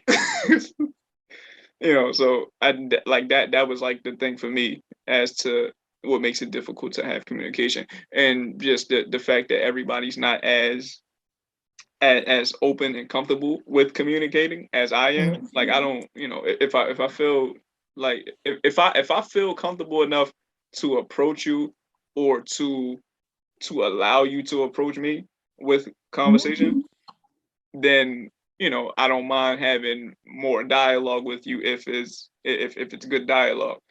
But a lot of people ain't like that. Like they'll be cool for the environment. Like if you at a party or something like that, like you got a couple drinks in you or some shit like that, they'll talk to whoever. But as a Mhm. sober person, they can't talk to a fucking whatever. Like they can't talk to a wall if whatever. Like just being that they're in a completely different environment. You know, go ahead. I believe that's it. I feel like you just described introverts, and I feel like Yeah, those yeah, are hard people to communicate with. For me, even though I got introverted tendencies, I yeah. can't Me too. communicate with an introvert, and they real shut in. Like you're right, like you said, like if their communication not good, I feel like they. Oh, I don't want to talk for the whole introverted community. Excuse me, but y'all don't have good communication skills because y'all don't want to have good communication skills, which is understandable. You don't really. I'm not forcing you to everything under me, but it's because they shut off. I can't get it. So I don't know. Silence is not a communication. Yeah. Like I can't sit here in silence with you and just vibe off of that. Something has to be said for me. So yeah, and introverted people, yeah, not no, no way, not at all, not even a little bit. I Okay. mean, sad, ain't it? But Yeah, go ahead. I mean, I wouldn't even say sad. I think I would just ask a question like, do you personally feel like it's imperative for people to have social skills, like being able to talk to another person? Like do you feel like you can get through life efficiently without having great social skills, or do you feel like you really just need to have decent enough social skills? Like, If you privileged enough in which you ain't gotta say a word to nobody and everything falls into place for you, then kudos to you. no, But for sure. you need social skills a lot because networking, you got to get in somewhere. Networking is heavy. It's it's really big in any industry. So you really got to know how to talk certain talks to certain people. You really got to know how to get in with certain people to get where you want to initially be, right? So Hmm. social skills is 100% important. 100%. That's me. Like you got to know how to talk to people. That's why I really enjoyed moments when we was in class and we learned about like code switching and I, all these I was different just about to languages. ask you that too, actually. I was Oh, actually code about to switching? ask you, yeah. Oh yeah, I'm 100% good at it. Like I'm comfortable now, so I'm talking in my native tongue. Hmm. My little New York Bob. Like that's Hmm. that's what I want. But I switch up very fast. I'm telling you tomorrow. I'm telling you, I gotta go look at a couple apartments tomorrow. That man is not gonna know who he is talking to because it won't necessarily be the one that you see right now. Because I'm gonna be like, oh really? This is nice. Okay. And this is where? How much is it? Yeah, I switch up really fast, bro. Like even the tone of my voice switches sometimes. Sometimes I sound like Pop Smoke. Sometimes I sound like Mariah Carey when she's hitting a high note. You'll never know. You'll never know. It comes up like it be something different sometimes. But that's I wish I could put that on my resume. But that's under my communication skills. So, but Yeah, for sure. Okay. Do you think you go switch? I mean, like I feel like I would have to say yes. Like I don't think it's on purpose though. Like I feel like I feel like I'm me in every situation. Yeah. Like I'm not too high, I'm not too low in a certain aspect of my communication skills. Like I'm very balanced when it comes to being able to to move around freely when it comes to me being able to talk to one group versus another group or one person versus another person. And it's not necessarily me switching a code per se or me switching how I'm talking to the person. It's just more so of what we're talking about. You know what I mean? Like the interest that I have or the things that I know or the things that I could reference or talk about to make you feel comfortable enough to talk to me is more of what I would call it, more so than me having to switch my tone of voice or me having to switch my posture or my stance or something like that. Like you get where I'm going? Like I don't know if that's still considered code switching, but I don't know. Like I feel like I do, but not on purpose. Like I don't know. Excuse me. He took my I feel like I do, but not on purpose. I genuinely feel in whatever setting, you are always like this. Yeah, that's what I was saying. Yeah, like I don't think you go switch at all. I don't think you need to. I think that Why you've not? been blessed with the Curious. gift of words and you know how to finesse it in any situation in which your tone stays the same, your volume stays the same, everything about your aura stays the same talking to anybody. Like I feel like the way you talk to me, you could talk to President Obama. Like that's why, Yeah, I also feel like the fact that people think I sound like Jay-Z is also like an enhancer. It's not a think. You do. You do. I I'm mean, telling you. I mean, I know. Like sometimes I listen to Jay and I'll be like, damn, son really sound like me. Yeah. But no, Somebody. like, but I think like having like having a voice like that is also like it makes people feel comfortable. It's a familiar voice that a lot of people love and can relate to. So it's not like, it's not something that's unfamiliar to the air. Back. You know. So yeah, like as far as like vocal inflections and tone of voice and all that type of stuff, it's gonna be the same for the most part. Like the only thing that might change sometimes is just like the way I say certain words or you know if I speed up my the way I'm talking or if I'm slowing it down. But I think that's just more so of like what I'm saying in the conversation, not me trying to make you feel a certain way or feel comfortable. Like I'm pretty sure through this conversation I was talking kind of fast in certain aspects, and then in certain aspects I slowed it down so that way you can like really understand what I'm saying. It could be clear and concise and all that kind of shit. Yeah. Okay, so I do have another question. Okay. Given that we're discussing social skills and we talk about communication skills, which is very much important to social skills. Right. What else do you think contributes to your social skills being like? First of all, did you ever say whether or not your social skills was like extremely high to be even? Yeah. That in the beginning, yeah, Okay. I feel like I got very dope social skills. What else do you think contributes to your social skills? See, okay, so damn, we about to be on here for another 40. So no, okay, so again, I don't know if this is like a legit comparison to social skills, but I feel like it applies to a degree. Mm-hmm. So I'm very big on culture. I'm very in tune with the culture, Mm-hmm. right? This is for the culture, by the culture, all that shit. So I feel like the way you dress, I feel like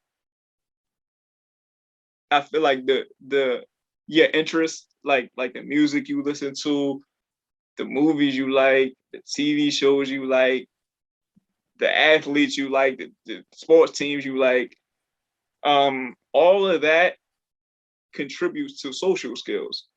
Now, not just because it allows you the opportunity to talk to different people about different things, like that comes with it, but I think that it it provides a level of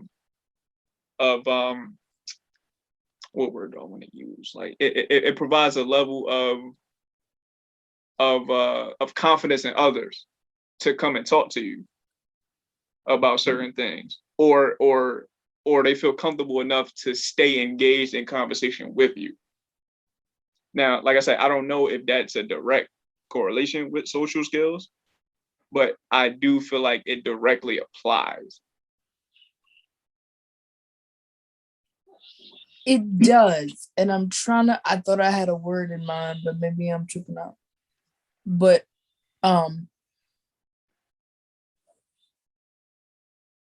I thought I had a word in mind. I'm sorry, yo. I really did. I thought I had I was ready for it too. I was like, I know what he's talking about. I do. I understand it. I really do.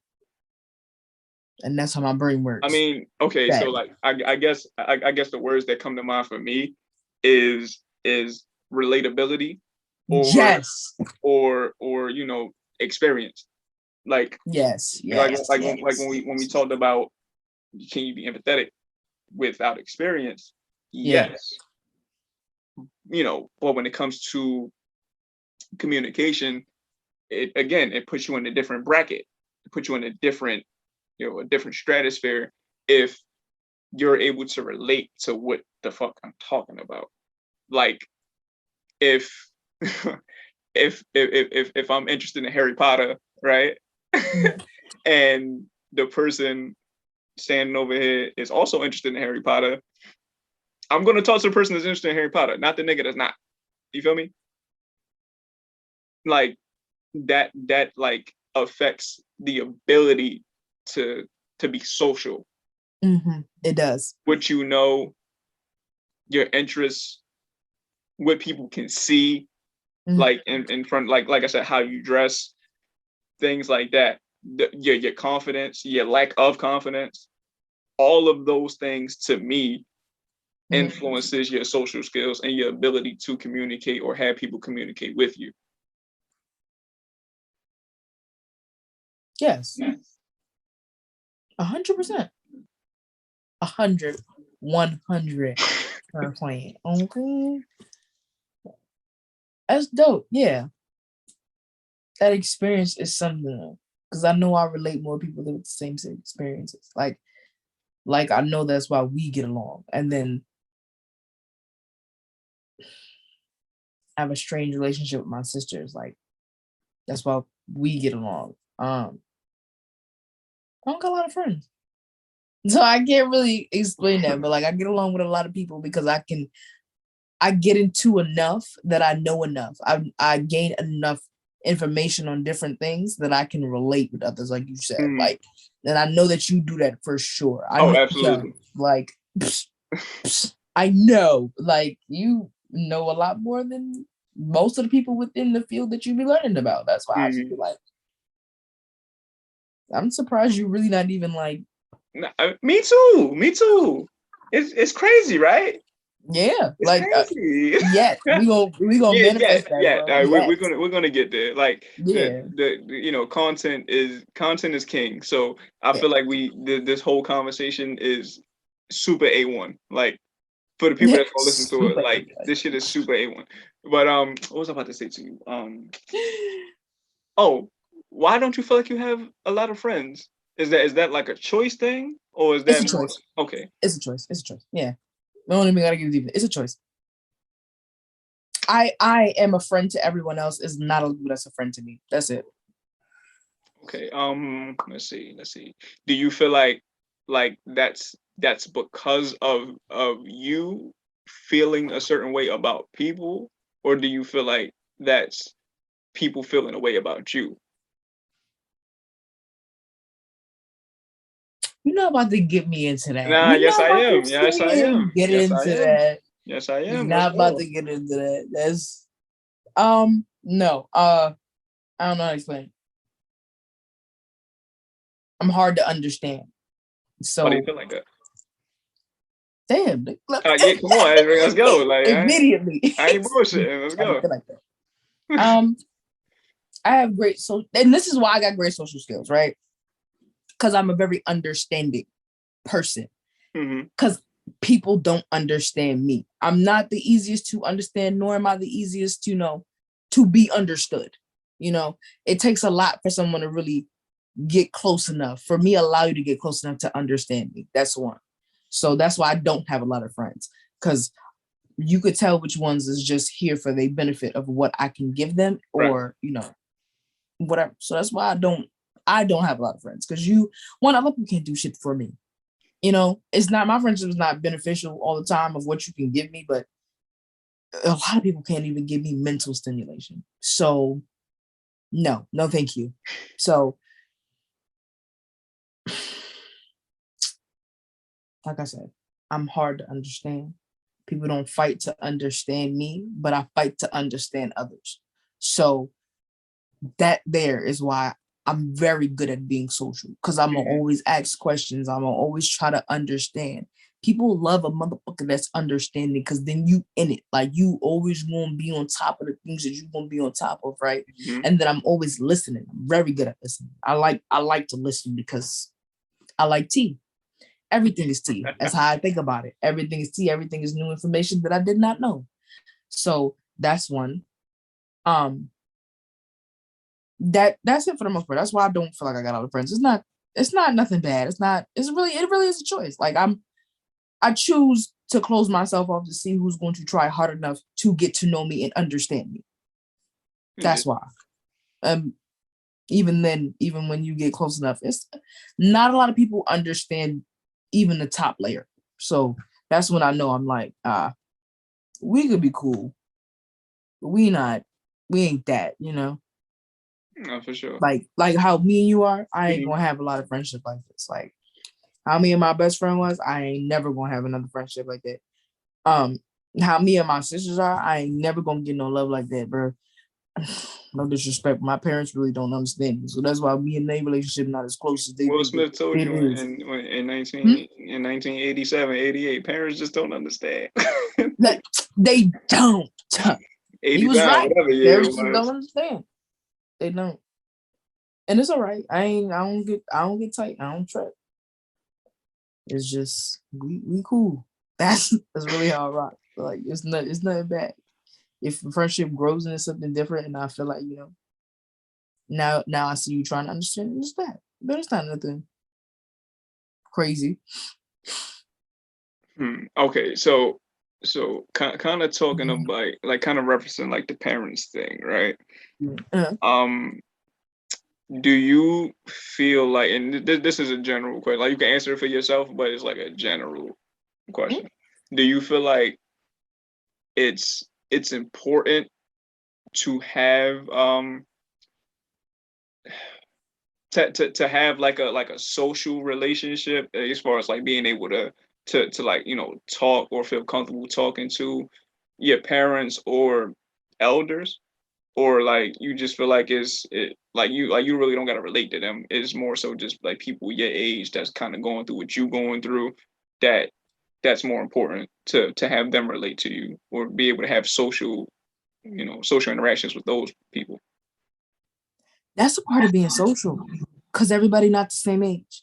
Everybody not that this and that. So yeah, I think having a good relationship It's with your important, parents and you a good believe? understanding is 100% important. Yeah, that's why I like.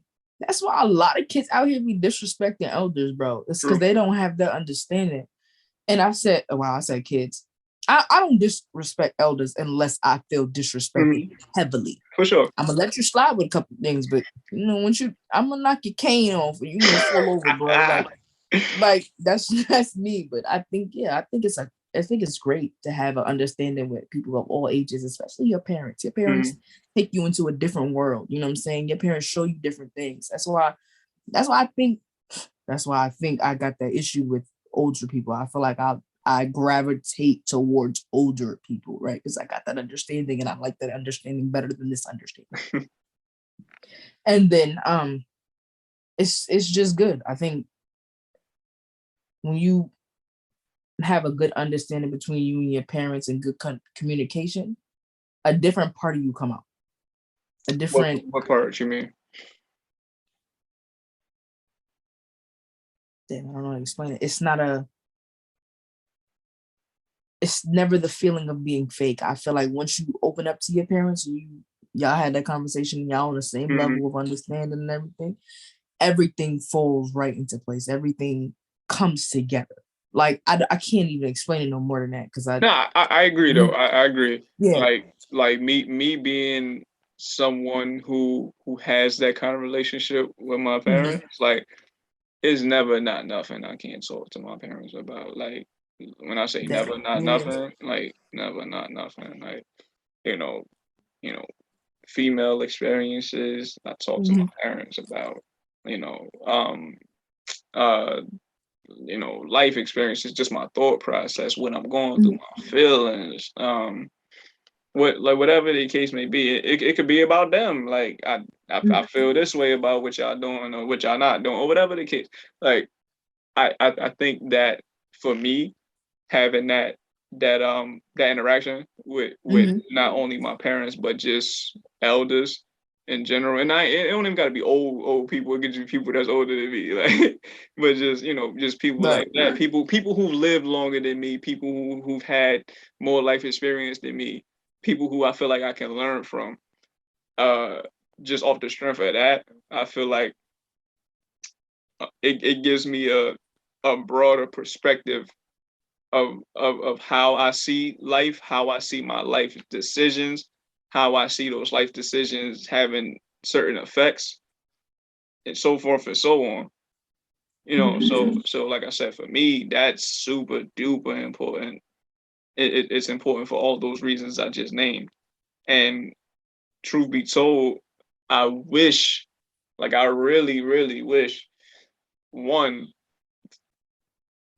elders had that level of understanding, and two, if that's the case, the younger people would feel more comfortable having those conversations and learning and feeling like you're valid to learn from. Because some people don't feel like they're valid. Like what are you talking about? Like, look how your life turned out. Like, and no, seriously, and even then, just because somebody's life ain't turn out to be whatever, don't mean that you can't learn nothing from them. That's their life get to, where theirs didn't. Facts. 100%. 100%. That's why I always listen to the crackhead in the store. Them niggas is wise, bro. That's serious though. Like that's not everything. That's not even a joke for real. Like, yeah, but like some of them be speaking actual factual, bro. Don't sleep on them niggas, bro. They be talking. Not everything you gotta catch. They go in and out. They still be on that good, bro. You just gotta catch, good things they say, bro.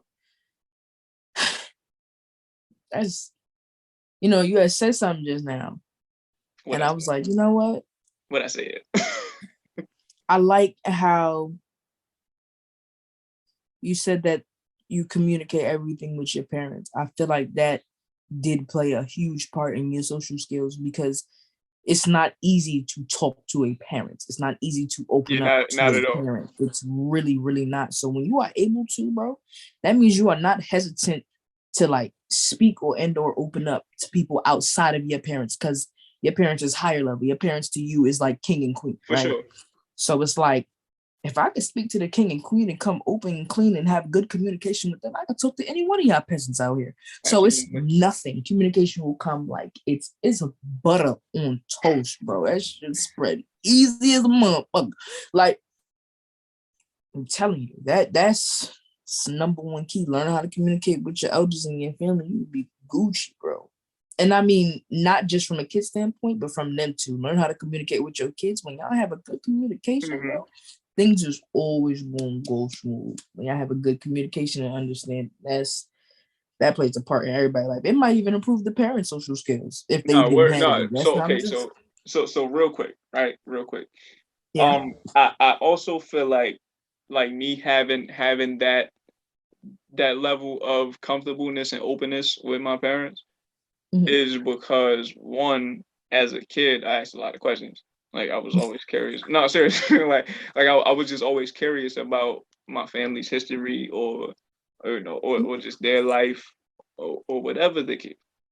Second thing is my parents feel comfortable talking to me about things. Mm-hmm. Like yeah, like I'm the youngest kid as far as like, me and my brothers, but Mm-hmm. you know, they feel comfortable talking to me about real life shit. Shit that they going through or just their thoughts and opinions or whatever the case.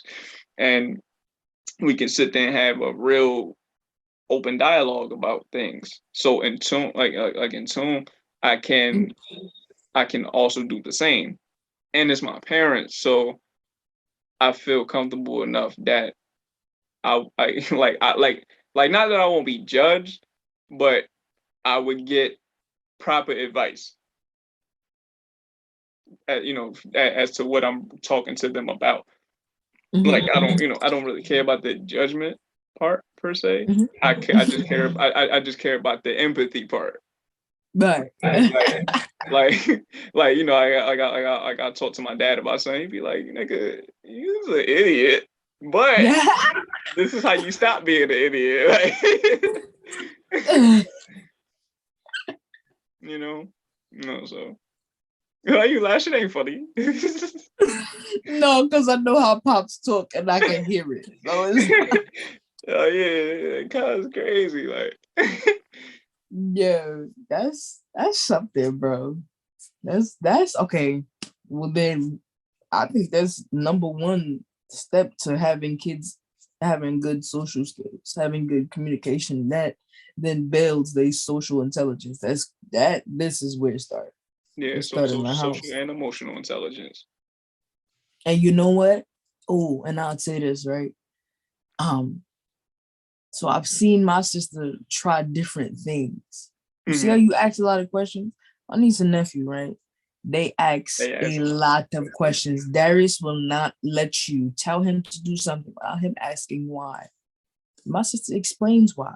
I think that's great communication there. I think sure. that's great starting things. I don't know what I'm doing with my hands, but I know y'all see me like I, don't think I'm doing them gang I signs. was I'm just gonna really let just you rock. fidgeting. I ain't even, Yeah, but know. but it helps them build great communication skills because one when they don't understand something, they're gonna ask. You explain Exactly. them, now they have the knowledge. Then they have the knowledge to spread, and it's easier to talk, and then they're easier to understand. I love that, bro. That's why something I don't gotta explain. Yo, other day I was like, put some lotion on, bro. You asked you, I gotta put some lotion on because you don't want dry, crackly skin. Right. Nobody is going to want to actually touch your crocodile legs, bro. Like, and then he was like, "Oh, okay, I don't want crocodile legs." You All see, right, just for little sure. explanations and communication with kids really go a long way. Now he gonna have that knowledge. He gonna spread it to somebody at school. He gonna be giving out lotion to all the kids. I live for stuff like that, bro. Like, like it be things like that. It be little things like you gotta eat your vegetables. Why? So you can, have strong bones and It'd all be that, grow up healthy, strong and be healthy with your nutrients that you want to for need to sure. live, like to keep pushing. Like it be that little communication things like that, little talking. And then I've seen my sister try this thing, when they get upset, when they get aggravated. Why you mad? Talk to me. That there right there changes the whole level of communication. That right there is the number one thing that I know kids can't really do with their parents. Mm, So that I think makes it really hard to actually have good communication skills, because that was my problem when I was younger too. I had anger issues and I didn't know how to communicate that, so I shut down, never said a word. I swear my whole high school career my parents did not hear my voice. So I'm only laughing because it's going through my head right now. But I've seen that, like, what's wrong? And they literally be comfortable enough to lay out what's wrong. And I'm like, that's dope. Because I know in the future, when they get older and somebody be like, what's up? That's going to have great communication skills for any relationship you in. You know what I'm saying? That's going to be great. You going to go places with having communication skills like that, bro. That's amazing. And I've seen a lot of parents do that now too. And I think that's A1 source, bro. Y'all doing that damn thing, asking these kids what's wrong and to talk it out. That's amazing. It also may have something to do with traumatic experiences, but it's okay. But I'm like, and I woke up the dog. She just looked at me like I was too loud. All right, well that's cool. That's cool. I mean, we didn't we didn't cover this shit extensively. So real quick, same thing. 3 things from the conversation that you feel as though people could take away from this and apply to their everyday life. Everything you told me about motivation. If you think the way that I do sometimes, because sometimes negative thoughts overcome you, and it's I will never say it's okay, because it's not. It's really not. But everything you said is like to flip it, to really think positive about what if you don't do it, like the shoulda, coulda, wouldas. That's the things that you really should be thinking about. That's one thing I'm gonna take away from that. Obviously, communication skills is 100%. I think that's not a takeaway for me, because I think, well, I won't say I'm the best, because there's always space for improvement. For sure. So I'm gonna take away from that, but I feel like people should take away from that too. Communication skills is A1 source within every motherfucking thing. I'm telling y'all, try some different type of communication and try something with everybody. Y'all relationships in every aspect get better. Seriously. Seriously. Oh, I wish I could tell y'all a story, but I'm trying to get PG-13. Yeah. But woo, child. But communication really changes the life. Now, like... I don't want to be. I'm just gonna keep it to myself. Bro, self-regulation. That's 100% important. 100%. I think that's something that I'm gonna take away heavy, because I know I need to work on that, because violence is all I think about. I wake up and choose violence every day. You gotta relax. Yeah. I'm in the city. I really don't got no other outlook. People be crazy. Somebody will hit me with a sandwich. I can't wait on it. I just gotta jump as fast as I can. So that's something. But that's something I really am gonna take away. I think that's something I think I need to heavily improve on. That's number 1 on my list. So that's that on that. Everything else, this was an amazing conversation. What about you? What's your 3 takeaways, boy? The first one, I would say, don't be afraid to make the first move. I think that's an important part in a lot of things that you encounter in life, whether that's going for the job you want, talking to the girl or the guy you want, reconciling relationships with people who you've had strange relationships with, especially that, like, people don't reconcile because niggas is scared to make the first move. and they go their whole life saying, I don't fuck with cuz because he ain't respond to me, and you know what I'm saying, whatever. Right. So I would say that's my first one for sure. Do not be afraid to make the first move. My second one,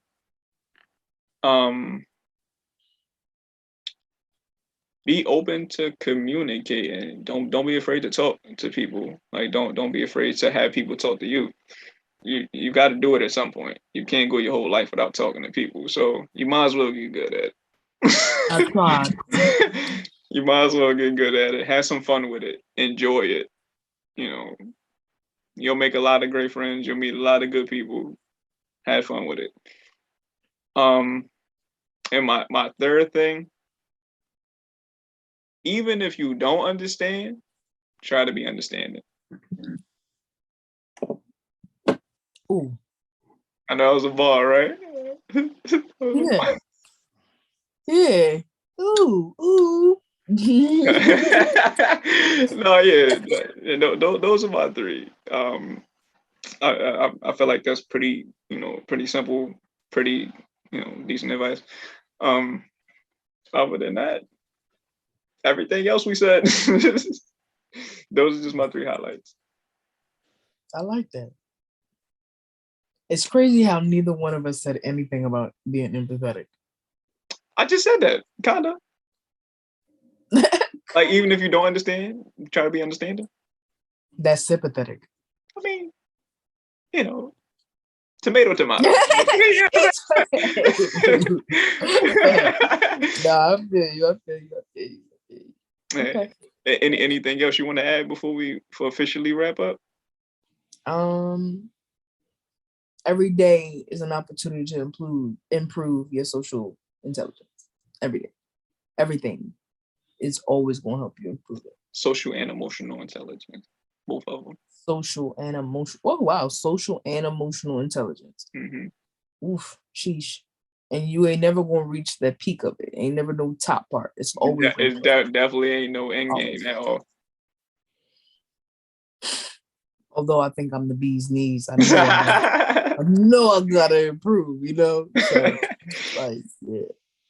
Oh, and heavy on the code switching. That's something that we like on your communication. Heavy on that. Heavy Look on into that. Yeah, heavy on that. Cause that it works. I'm telling you, you learn how to communicate with different motherfuckers. You really gonna start to get shit you want. All right. Well then, I mean, if you ain't got nothing else, I mean, I don't really got nothing else. I feel like I didn't spoke my piece extensively. Yeah. So with that being said, this has been another episode of the HolloTalk Podcast. I want to thank my girl Dope Queen for being a part of this dope conversation. I hope at 3 in the morning. At 3 in the morning. At 3 in the morning, we're killing it. But I hope that a lot of people get an opportunity to listen to this conversation. I mean, I think it's a lot of gems in here. I also think that it's going to help with what a lot of people think about and don't talk about. So hopefully, the HolloTalk Podcast listeners and supporters get a chance to hear this and really feel what we was talking about, and be able to apply it to their everyday life and hopefully improve their social skills, their emotional and social intelligence, and everything else that we talked about. But yeah, other than that, I just want to thank you again. And I want to thank the HolloTalk Podcast listeners and supporters. And we'll definitely be back with another episode soon. Where's my dumb ass face? That's one of my many. We out. Peace.